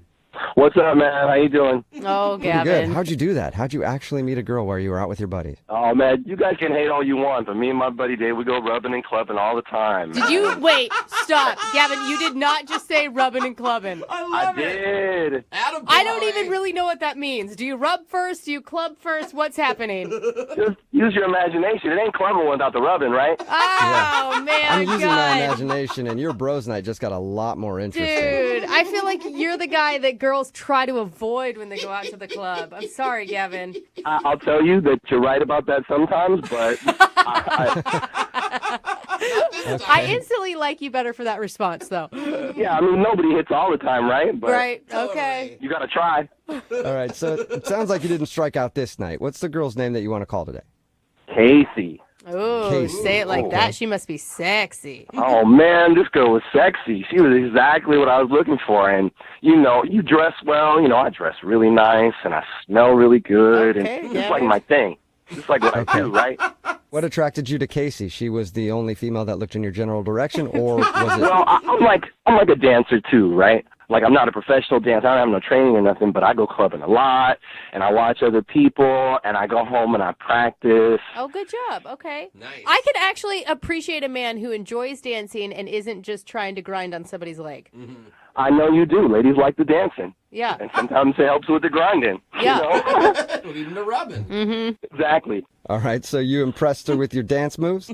Threw a little stanky leg in her direction, and she was like, yeah. Yeah. Oh, well, I impressed her with, first she caught my eye, right? She had to catch my eye with her dance moves, and just, she was looking good, man. She was wearing this cute little thing, and she was just looking good. And so it's all about body language when you're rubbing and clubbing, right? Okay. And so you gotta the reason people strike out is, right, they just go up to somebody and they're like, hey, what's up? And they throw out some stupid line, but you can't do that, man. You gotta do the body language. Oh. You gotta get to know somebody. Like, I'm gonna make them notice me before I come up and say anything to them. Okay. Right. You stand across the dance floor and you bite your lower lip and you do like a hump gesture and point at them. No, man, it's not like Night at the Roxbury. Like, no, you got to be smooth and you got to look like a nice guy and someone who's just having a good time, right? People are attracted to someone who's having a good time. Right. You got to laugh a lot, talk to other people, be really loud. Exactly. Okay. And then you just like slowly move your way closer, and before you knew, we was dancing together and we was vibing, having a good time, and then one thing led to another, and we have a couple drinks together and we chat, and we're back in my place. Yeah. And what was that like? It was amazing. I was super excited about it, popping out of my pants, and we're like, whoa, God, Gavin. I don't think you meant it like that. I think he did. Yeah. No. I think rubbing and clubbing totally meant it like that. I might have meant it like that. Yeah, I told Very, you. very, very excited that she was there. And did everything go according to plan? You guys hook up? No. So I'm in my clubbing clothes. It's all looking nice, but it's a little restrictive. So I'm like, I'm going to go change into something a little restrictive, and I'm going to come back. Okay. And when I come back out, I don't know what happened, man, but she's at the door, and like, what's up? And she says, don't ever talk to me again, you disgusting pig, and then she leaves. Whoa. That's extreme. Gavin, why'd you get called a pig? What'd you do? I have no idea. I didn't do nothing. I went to change clothes, I come back, and she's ready to go. Are you sure you don't have like a whiteboard in your house that has like number checks for every girl you've brought back home? No, I keep that hidden away. I don't know. I feel like I believe you still. No, he's joking. Is he? Is there anything in your apartment at all that she could have saw that would make her call you a pig? Listen, I don't have anything out in my apartment that any lady could see that could be offensive. So if I want to bring somebody home, I don't want them to run away. Like any movies or whatever. Nothing. You know, maybe when you said you wanted to get into something less restrictive, that for some reason she thought that wasn't what was on your mind when you guys went back to your house. No, I promise you, she knew exactly what was happening because when I came back out, she had put her clothes back on. Oh, okay. So she was already in the undressed state. Mm-hmm. Man, she even got dressed. Okay. And have you tried to reach out to her since? I did. I tried texting her, but I'm pretty sure she blocked me. Yeah. She said never talk to me again. She was, I think, serious. That's why I need your help, man. This hookup never happened. It's the hookup that never was. So wait, All right, well, we'll play a song, come back, call her and get your second date update and see if we can make the hookup that never was become the hookup that could be. That sounds like a movie title or something. I love it. Let's do it. Yeah, it's the sequel to Rubbing and Clubbing. So we'll do that right after this. Hang on. Moving 92.5. Brooke and Jubal's second date update. All right, Gavin, are you ready to make your phone call? I'm ready. Well, before we do that, Gavin, I need to slip into something a little more comfortable. Kind of like how you did on your date. So I know you can't see me right now because you're on the phone, but I've put on my leather shorts, my knee-high gym socks. How is this more comfortable? Of course, my pink Vicky's Secret bra. And my mask. I just put my mask on. Oh, my God. I'm ready to hang out. You gotta stop. You give me all hot and bothered. What? I'm sorry, I had to unzip the mouth on my mask there. Sorry, Gavin. That took a turn. Oh, gross. All right. Don't push my buttons, man. Yeah, I know. I know you're getting all excited. You're like, I don't want to call this girl for a second date. You just want to meet up with me now. Yeah. The reason why I bring that up is because Gavin met a girl named Casey at the club. They went back to his house. They were fooling around, and he was like, I'm going to go change my clothes, slip into something a little more comfortable. And then when he came out, she had put her clothes back on, called him a pig, and said she never wanted to talk to him, and then left. You believe that? Yeah, we do believe it. It's very believable, Gavin. It's not believable. I'm not a pig. I don't know why she thinks that. All right, well, we'll give her a call right now and see if we can figure it out for you, okay? Yeah, man, good luck. This girl don't even answer her phone. Yeah, okay. Here's the thing. I don't feel super great about calling this girl because she said she never wanted to talk to you again. Are you looking just for a hookup with her? Do you need some sort of what do you want out of this? Absolutely. I just want to hook up. But why would... There's like 1,000 girls you can go hook up with, Gavin. Why her? Because if you saw her, you'd know. Oh, okay. And also because she walked away. You're so close. Right. Look, I had my mind set on it. That's all. Oh, well, okay. I will stop you from all the romantic talk, and we'll continue this. Yeah, we'll see if we can make this love connection happen for you. All right, here we go. I'm going to dial the phone number.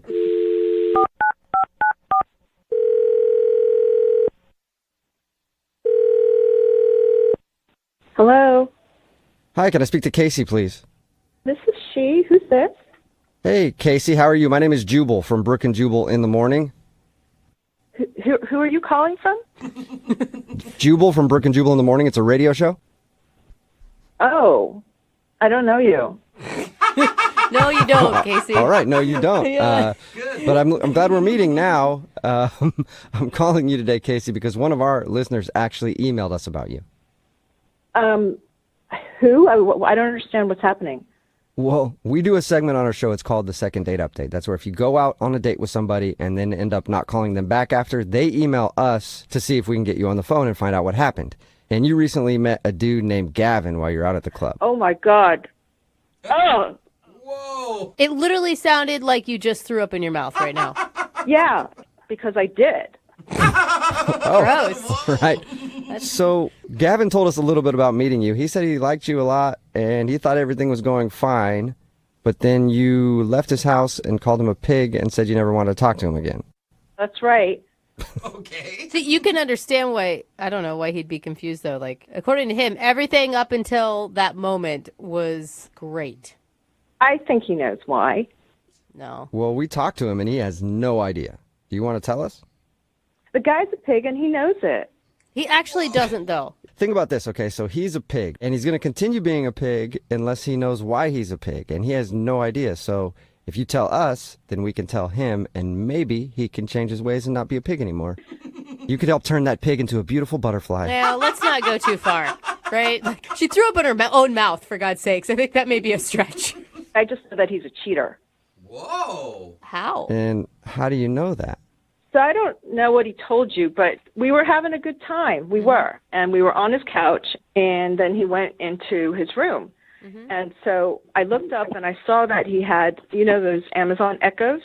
Yeah. Oh, yeah. And, I just met him, and, I got to take care of myself. And my girlfriends have told me that you could find out a lot about people from their Amazons, right? Oh, I thought you were going to say he was cheating with Alexa, which would be terrible. Wait. How do you find out stuff about somebody from their Alexa?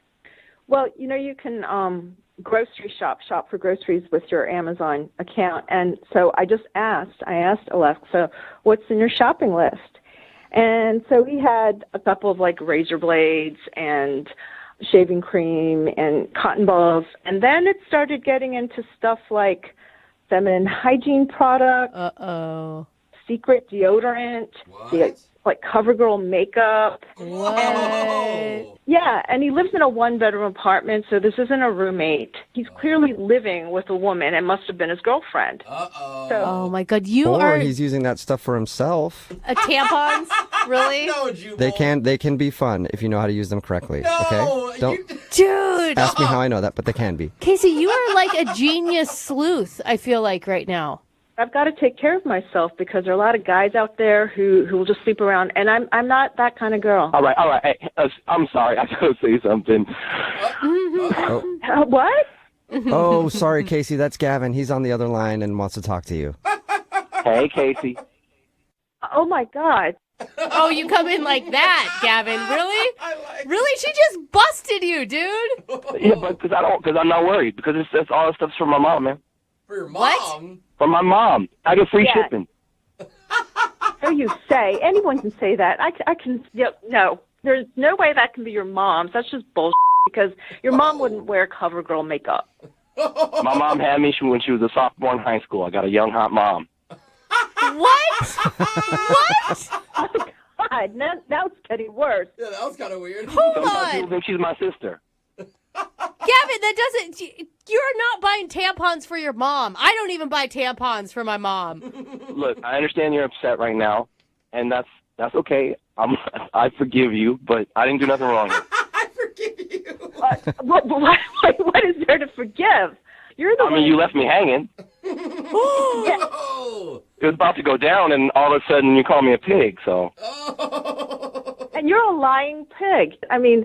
I don't know what you've been through, that you're so distrusting, but I promise there's nothing going on. Classic. He's trying to turn it back around on you, Casey, and make you the crazy one. Don't take it. Don't take the bait. Yeah, no, I'm not the crazy one. You're the one who's buying tampons for your mom and CoverGirl makeup, right? Yeah. Gavin, why are you buying all your mom's feminine hygiene products? Because I love my mom? No, you're a but liar. it still sounds weird. Like, a lot of people like their moms or love their moms or whatever, but they don't usually buy them tampons and makeup. She gives me a list, and I order this stuff. Okay, wait, hold on. I don't know what's so hard to understand. Why doesn't she just, I don't know, maybe go to the grocery store or order it herself? Because she would have to go to the grocery store to do it. She could just tell me what to do, and I get it. She don't understand computers and all that. Wait, you have a hot young mom who doesn't understand computers. Now your story's really starting to unravel here, buddy. Well, she grew up in the 80s. When I left the other night, I was 100% sure you were a liar, but now I'm 120% sure you're a liar, and you've got this mama's boy complex. Okay, all I'm saying is there's still time to salvage something out of this. What? We never had anything. Come on. You are still not trying here, Gavin, are you really? I am. She's a beautiful woman. At this point, I wouldn't touch you with a 10-foot pole. Maybe your lies would work with somebody else at the club, but not me. I wasn't born yesterday. I thought you were just a run-of-the-mill cheater, but now... Oh, God. No, thanks. Okay, well, in that case, Casey, I would love to ask you if you'll go out with Gavin on a second date. We will pay for it. I have to go right now. I have to go to work. This is taking up a lot of my time. God, what a way to start the day. Can you pick me up some tampons on your way back? No, I guess I'm not getting my tampons. Unless Gavin, you still there? Yeah, I'm here. Gavin, you're a dirty dog. I cannot believe you. You lied to us too, man. How do you know I lied to you? Because I'm not an idiot, Gavin. I don't know. Really? You're going to go buy tampons for your mom next, If Jose? she asked me, of no, course you I would not. That is such a lie. Even online, you guys wouldn't do that. I might be lying to you. But you don't know that. We can't prove it, so you know what, Gavin? Sick, dude. Casey, the girl that you called, doesn't listen to the show, but you do, so I trust you over her. Yeah, right. Exactly. Thank you.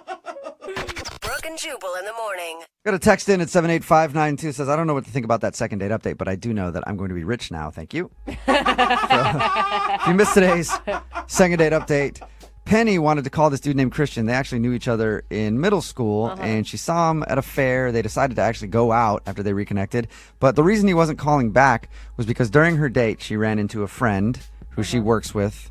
They work in the same field. They do like a pyramid scheme type thing for water filters. Yeah. And they spent like 15 minutes pitching him on why he should sell these water filters, and he thought that he'd been scammed and set up by her to go out on this date just so that she could try to sell him some water filters. Oh my God, it just dawned on me. What? Did she just do the whole second date update so she could pitch us the same thing? Whoa. Did we get scammed? Maybe you guys got scammed, but I'm still investing in this, okay? So, yeah, you guys lost out because you don't want to believe her, but I am going to retire pretty soon. We did get a couple texts, and they're like, what are the water filters called? Totally. Like, this could honestly be a scam. And what if she never wanted to date with the guy to begin with? Oh, my God. What if the Well- whole thing from the very beginning? What if she never even knew him from junior high? Well, then she's a genius marketer, and good job. Yeah. Hopefully we moved some water filters for you. Remember, if you want to do a second date update, all you have to do is email the show, and we will call the person who didn't call you back. Don't forget, it is Friday, so Young Jeffrey's Song of the Week is coming up at 8:10.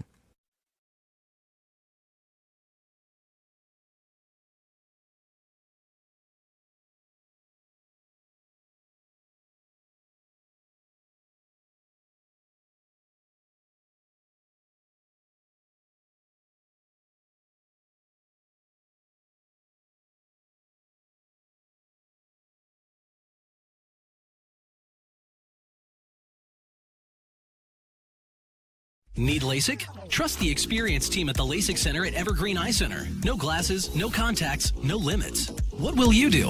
LASIK at evergreen.com. Moving 92.5. Brooke and Jubal's second date update. Life is full of regret. I should have done this. I shouldn't have done that. Wow. I definitely shouldn't have done that. That's going to leave a mark.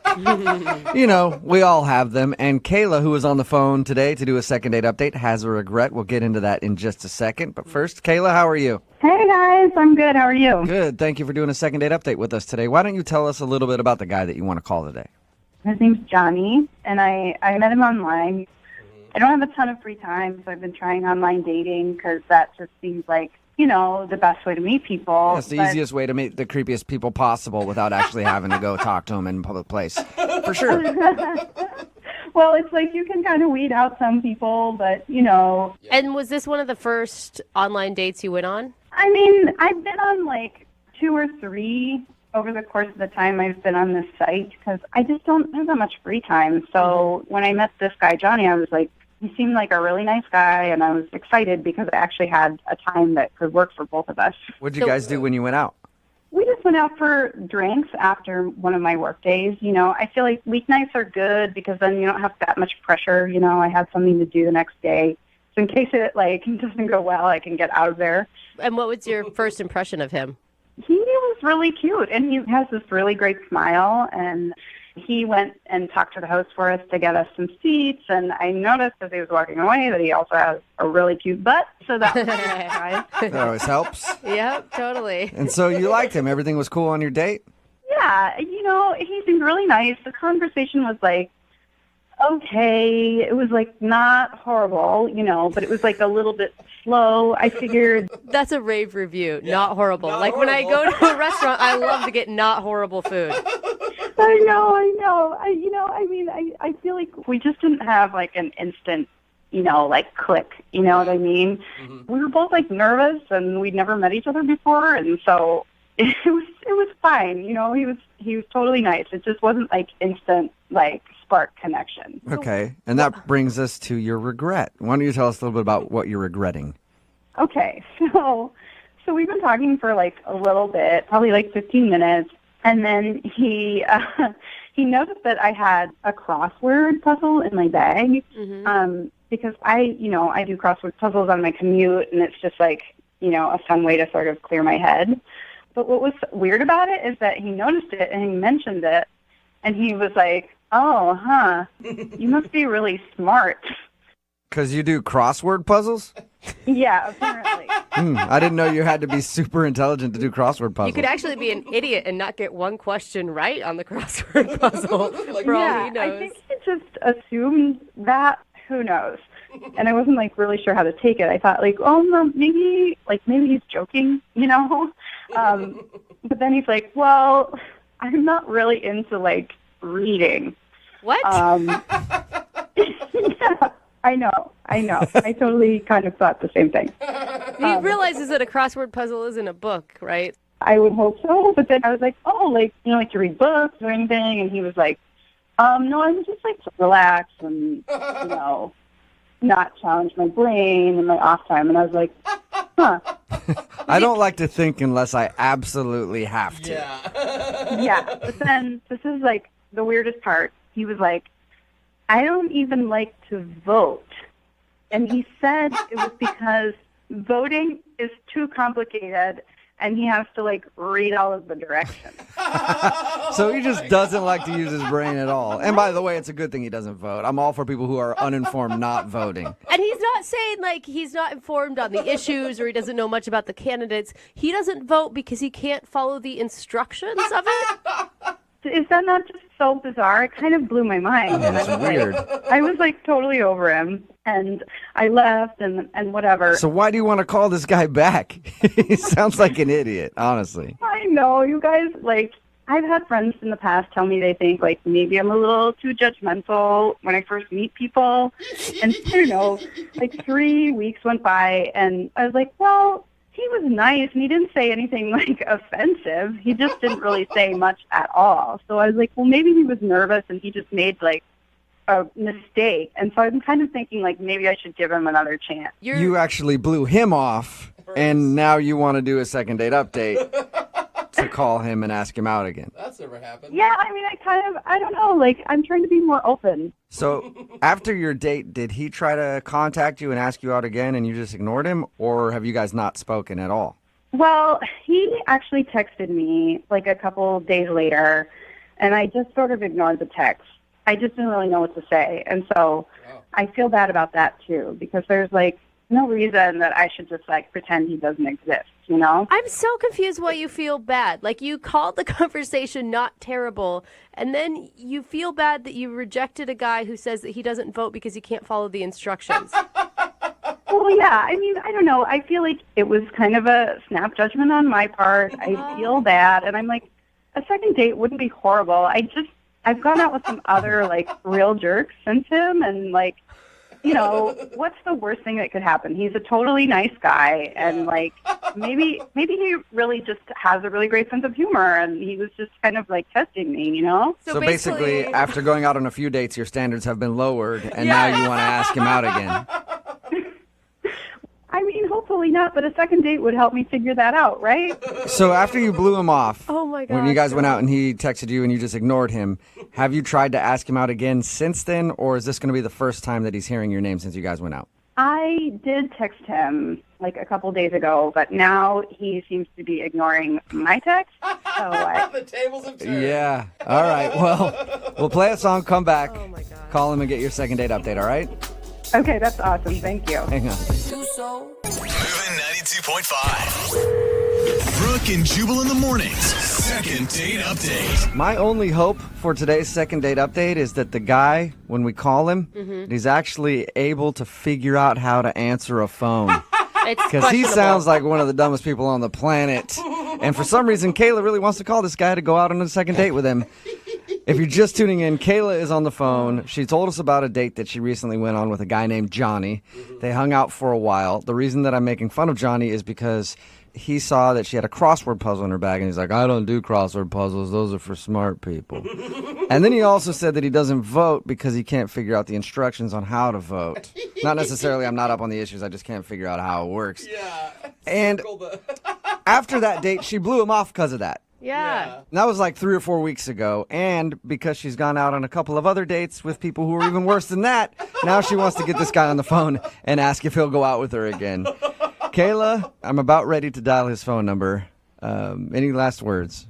Wow, you really paint a picture of me being like the most desperate person in the world. I didn't really have to do much painting, Kayla. You kind of did it for yourself. And to make you feel better, it's just more of a sad testament to the state of online dating, I think, than anything else. Maybe I just described it worse than it actually was. He was a nice dude. He was cute. I want to see him again. Okay, I'm going to dial this phone over right now and get him on the phone. Here we go.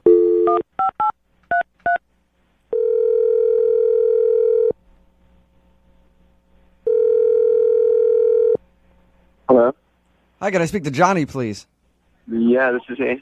Hey, Johnny, what's up? How are you? This is Jubal from Brooke and Jubal in the Morning. Seriously? Yeah, what's up, man? How are you? Wait, really? I'm good. So you listen to the show? Yeah. Awesome. Yeah, I listen to it every morning. Sweet, thank you, man. I appreciate it. Then you've probably heard the second date update before. Is that why you're calling me? Yes, that is exactly why I'm calling you, Johnny. Okay. I know how this works. I know you have someone on the other line, and just tell Leslie that I never want to see her again and that she's a Whoa! Well, that's interesting. I can tell her that. Sure, Johnny. Hello? Oh, Johnny's gone. Did he hang up? That Leslie girl sounds terrible. Who's Leslie? I don't know. Kayla, is there a Leslie that you didn't tell us about? What? Do you know who Leslie is? I have no clue who Leslie is. It has to be some other girl that he's doing online dating with or something. Yeah. But, like, who would even say that? I have no idea. So he didn't bring up a Leslie on your date or anything? No. Okay. All right. Well, I'm gonna see if I can get him back on the phone then, and let him know that Leslie's not trying to get a hold of him. Kayla is. All right. Okay. Hang on.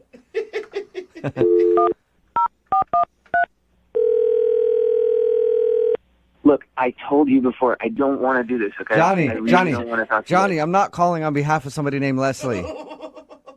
No, Jubal, I know that this is what you do. Like, I know this is like a thing that you guys do, and I just don't want to, I don't want to be a part of it. I'm not, Johnny, I promise I'm not messing with you. There's somebody other than Leslie that wanted to do a second date update. Yeah, we don't know who that is. We don't even know who Leslie is at all. She sounds terrible though. I don't believe you guys. Like, I don't like. Okay, Johnny, how about run the this? show, like- Okay, Johnny, hang on. Don't hang up yet.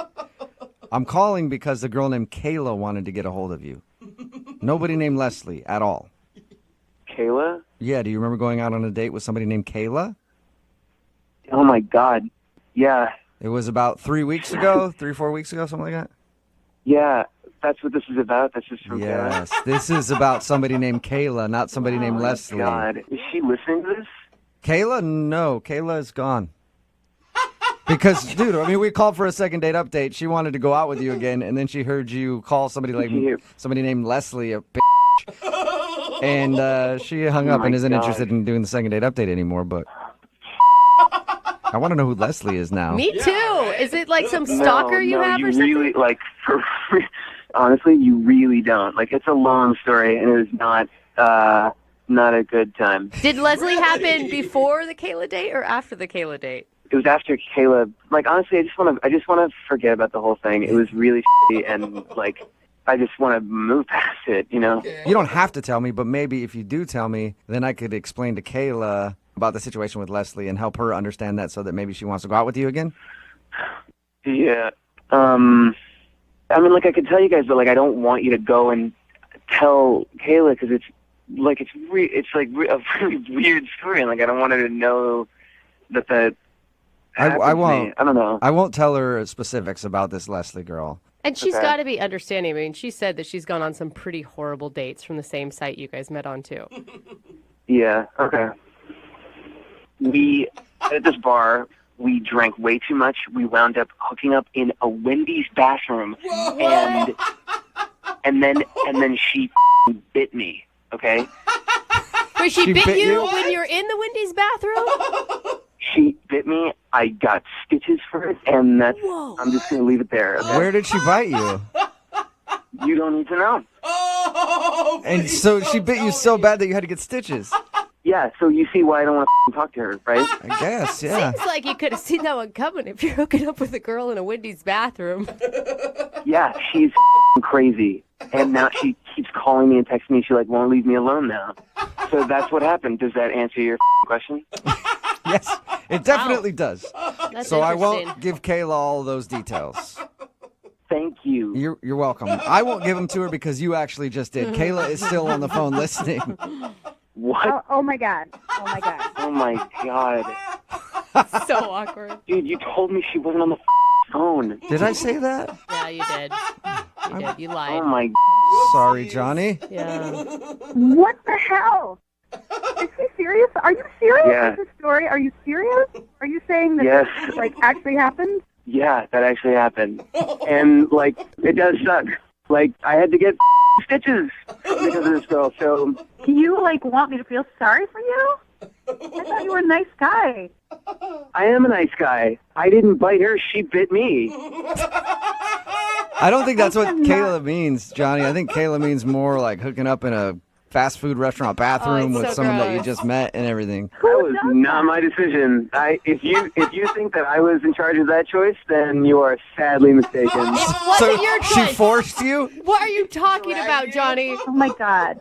Take responsibility. Look, I do not want to go into it. It was a bad night. Like, I would love to move past that. It's definitely right. alcohol's fault, I'm sure. How about you move past it by going on a second date with Kayla? Johnny, would you like to go out with Kayla again? We'll pay for a second date. Yes, I would. Oh. That would be great. She's the most sane person that I've been out with in a long time. And yes, I would love to go on a Awesome. second date. Kayla, congratulations. A successful second date update for you. No way. I am not going out with this guy again. You're changing your story. You're God. changing your tune now. Before, you were saying like you thought he was sweet and you'd want to go out with him You again. guys, seriously, no way. No way. Like, really? Now that I know that he got bit in a fast food bathroom? No way. Are you sure? I am 100% sure. Listen, like I'm not saying that it's ever happened to you before, but it's probably happened to a lot of people. Like that was not my Johnny, fault. I don't know how many other people she's bitten in bathrooms, but like You're the only person I know that has that story, Johnny. The bathroom biter. I mean, I was truly the victim there, so Okay. not my fault. So, Kayla, there's no chance on you giving Johnny another shot now.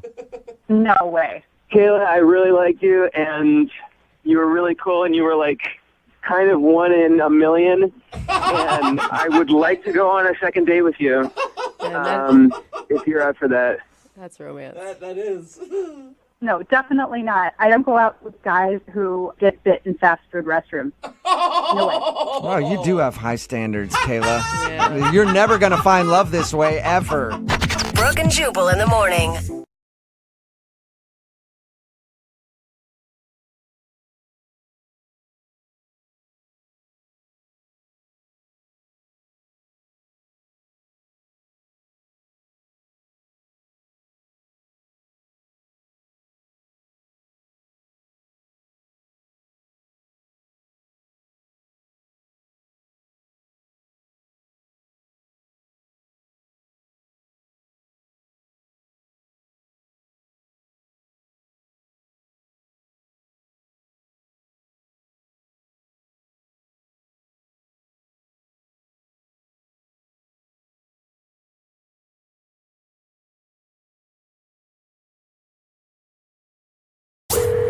Second date update. We have one of our listeners named Brian on the phone for a second date update today, and I'm actually really interested to talk to him. Okay. Because in his email, Brian says he actually met his date the old-fashioned way. That's nice. I know. Yeah. So, Brian, you clubbed her and dragged her back to your cave for a marriage?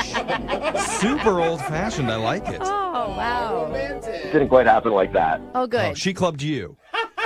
Yeah, right, exactly. Oh, okay. So, I guess before we find out exactly how you met, tell us what's her name? Jordan. Jordan? And Jordan was not wearing a loincloth. No, there was no loincloth involved at all. Okay. I'm losing interest now. Yeah. So how did you meet Jordan? Well, the old-fashioned way was that my mom introduced us because she works with her. Oh, and then your mom offered her 4 cows. Mm-hmm. Exactly. Yeah. Dude, that's Okay. risky. So wait, your mom works with her and your mom's like, you need to date my son. And she actually agreed? Well, she had mentioned her for a while, but she was dating someone else, and then recently she had broken up with her boyfriend, and my mom kind of swooped in and, and suggested that I call her, and she said okay, and then and we kind of hit it off over the phone. So. Do you normally meet girls through your mom, or is this a first? So this is a first, but I mean, Jordan's really beautiful, and we're all worked out great. Like, I was really excited. Are you shocked more by how great Jordan is, or that your mom actually has good taste?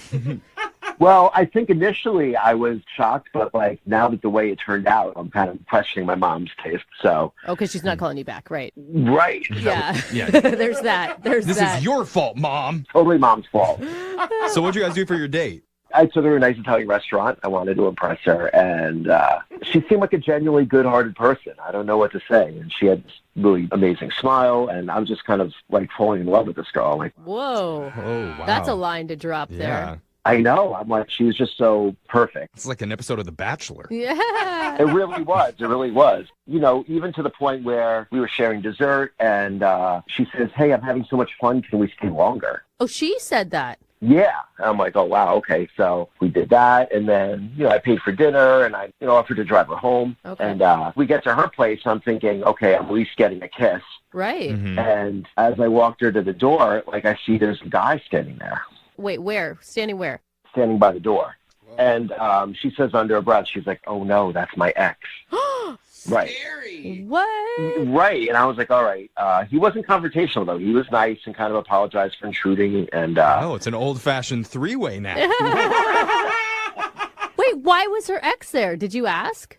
Well, he says, "I need to speak to you for a second." And he was like, I'll go wait in the car. And I don't know, after that, she was just totally different. And she had this like look of concern on her face, I would say. And Yeah. I was like, look, I understand relationships are complicated. I understand breakups can be weird. And I just wanted to give her space to kind of take care of this. And did she mention on the date her ex at all? She said she got out of a relationship recently. So, Okay. we talked about it a little bit. And I knew it was still kind of fresh, but she seemed like she was, ready to start dating again and kind of had moved on. And I'm taking it you did not get the kiss at the door like you thought. I mean, no, I didn't get the kiss at the door. And we just said our goodbyes. And as I was leaving, I see like he's getting out of his car in my rearview mirror and he's walking up to the house. Ooh. Oh, man. So after that, I texted her, and she only texted me back one time. And she said, "I'm sorry, it's not going to work. Thanks for a wonderful dinner." And then she said, "I will never forget it." Oh, man. So that's kind of open and closed, though. Right. So don't you, that means she's for sure back with him, right? That's what everyone's thinking. I'm assuming, but like... So wait, your mom set you up and she works with her. Has your mom not gotten the scoop for you? I asked her, but she said she feels a little awkward about it. And, Yeah. She mentioned it to Jordan, and Jordan, she was like kind of like brushed her off. So I'm not really sure what happened. So what are you hoping to get out of this phone call right now? Are you looking to get a second date, or are you just looking to find a reason and figure out what happened? Well, I mean, if they got back together, I need you guys to break it up. Okay. Wait, is that a joke or is that not a joke? No, it'd be great if you could. Okay. That's priority one. She's the real deal. I need to see her again. So. All right. Oh, my God. I'm up for this. You're up for breaking up a relationship for this guy. For our listener, Brian, yeah, I'm willing to go do whatever it takes. So we're going to play a song right now, Brian. We're going to do some research, dig up some dirt on whoever this guy is, and then we'll come back and call Jordan for you and get your second date update, okay? There is no fallback. You must break them up. All right. Okay, well, let the social media stalking begin. We got a couple minutes here. Yeah, we're going to end a relationship right after this. I know you're kidding, but I really hope you do. Second date update. Brian, I've been thinking more about it, and I've decided I'm going to do something for you that I've never done before. What's that? We've done hundreds of second date updates, and you're the only person I'm going to hang up on right now. So thank you. Goodbye. No. Why? I don't think you have a very good chance, Oh. honestly. I actually agree with Jeffrey And on that one. you know what? If we try and get a second date and we fail, it's going to make our show look bad. And I don't want to do that to us. So, Brian, I'm sorry. Maybe call us back when you have better odds. No, you don't understand. Like, I can't stop thinking about her. Like, Yeah. I can't even imagine my life without her. Whoa. Okay, buddy. I mean, see, this is sorry, there's something about this that bothers me, Brian, and this is what it is. I finally realized when you said that. It's that you're the dude that always wants what he can't have. And you know what? Fast forward 6 months from now, you're suddenly going to be bored in a relationship with Jordan. No, I'm not. Yeah, sure. No, Dude, ladies know what I'm talking about, okay? If she didn't have a boyfriend, would you be saying things like that? I wouldn't even be talking to you right now because I'd be with her right now, and I wouldn't need a second date update. Okay. Yeah, see? I don't know, Or I would be talking to you at our wedding. See? I believe in That's love. the stuff that I'm talking about. I believe in love, and I think this is your one shot, bro. I have your back. Thank you. Well, in case you're just tuning in, we're in the middle of a second date update, and Brian desperately wants another chance at love. I'm saying the L word because Brian said he was falling in love on his first date, like a crazy person would say. But we like crazy people. And so, Thank you. Anyway, at the end of Brian's date, he got a very rude surprise when the girl's ex was waiting at the door to talk to her. And afterwards, she sent Brian a text saying, basically, I had a great time, but you're out. Yeah. So we don't know if she's actually back with her ex or not. But if she is, she's not going to be for long because we're going to break them up. Right. Yeah, that's what we said. That is our goal today. Break people up, How do we do especially if that? they've been in love for a long time. It's fine. They're already in a cycle. I mean, they broke up once. They'll probably do it again. That's usually how that cycle works. All right. Brian, are you ready to make Jordan possibly cry? Because it means that she'll get back together with me. Then, yeah, let's make her cry. Oh, my All right. God. That's All a right. spirit. I'm into it. Oh, this is terrible. Okay, we're going to dial her number right now. Here we go.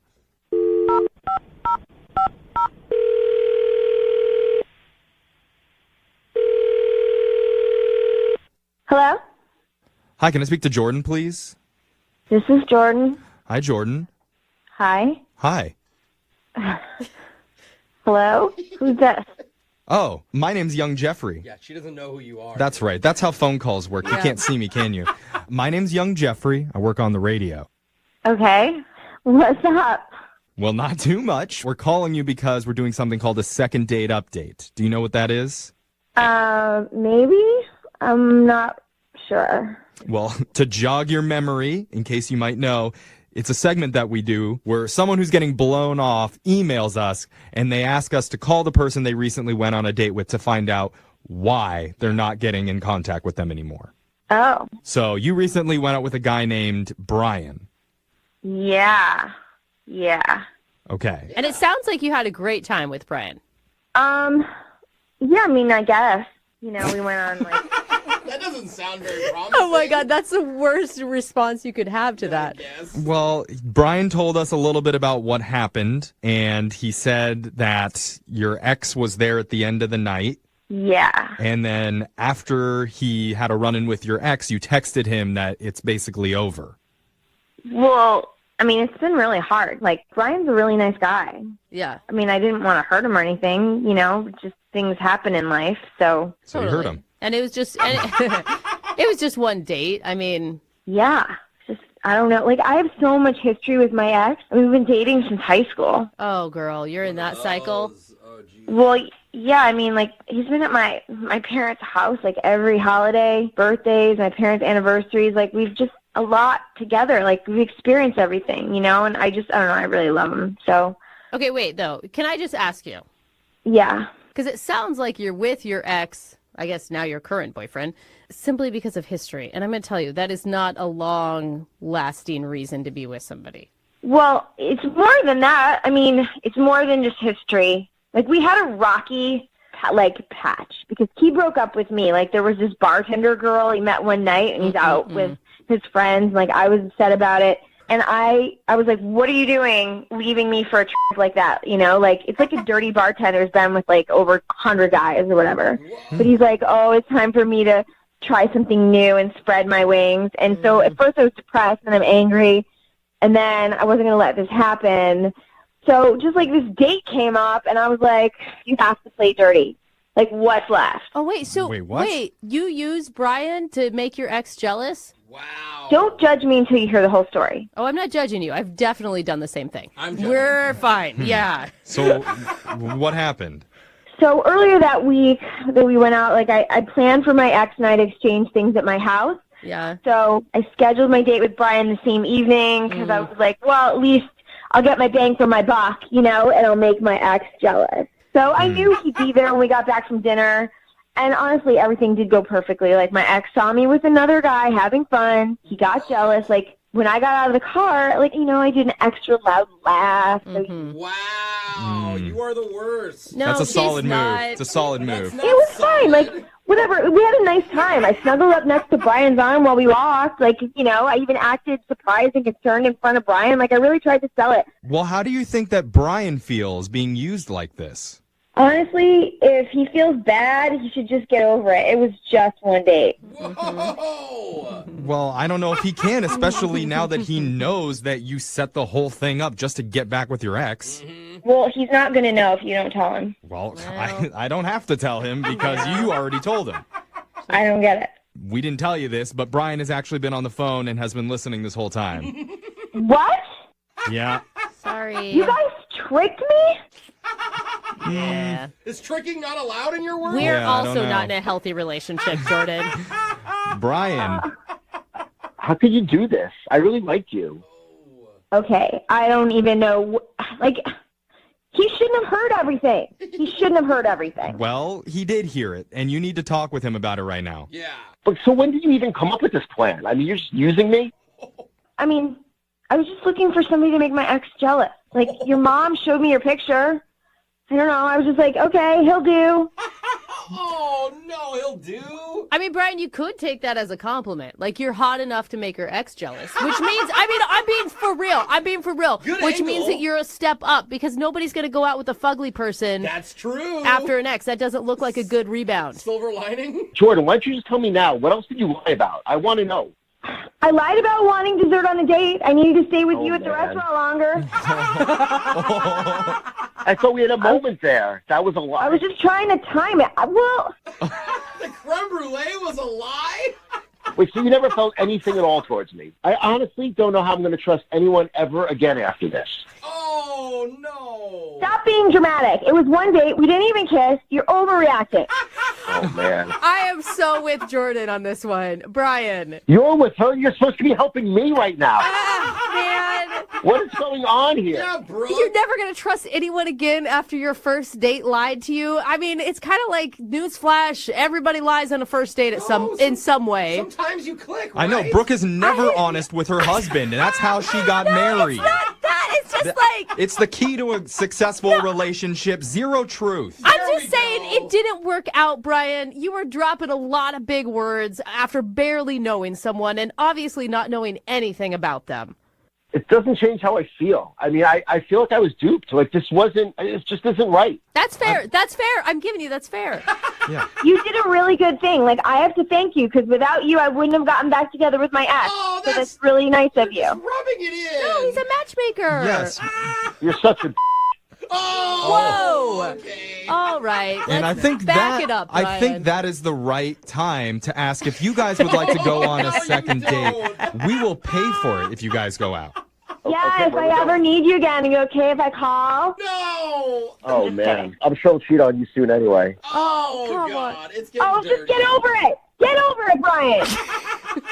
He's probably cheating on you right now while you're on this call. Oh, Okay. God. All right. Well. Okay. Okay. Well, so no second date for you, Brian. Sorry, but man. you know what? I feel really bad for you. Yeah, Like, you great. shouldn't have been put through this situation. And I'm sure that one of our listeners would love to lie to you two to get back with their ex. So text in 78592. Oh, man. Would you like to go out with Brian and get back together with your ex? We'll pay for it. I hear you're good arm candy, Brian. Oh, God, you guys. I hate you guys so much. Aw, that's sweet.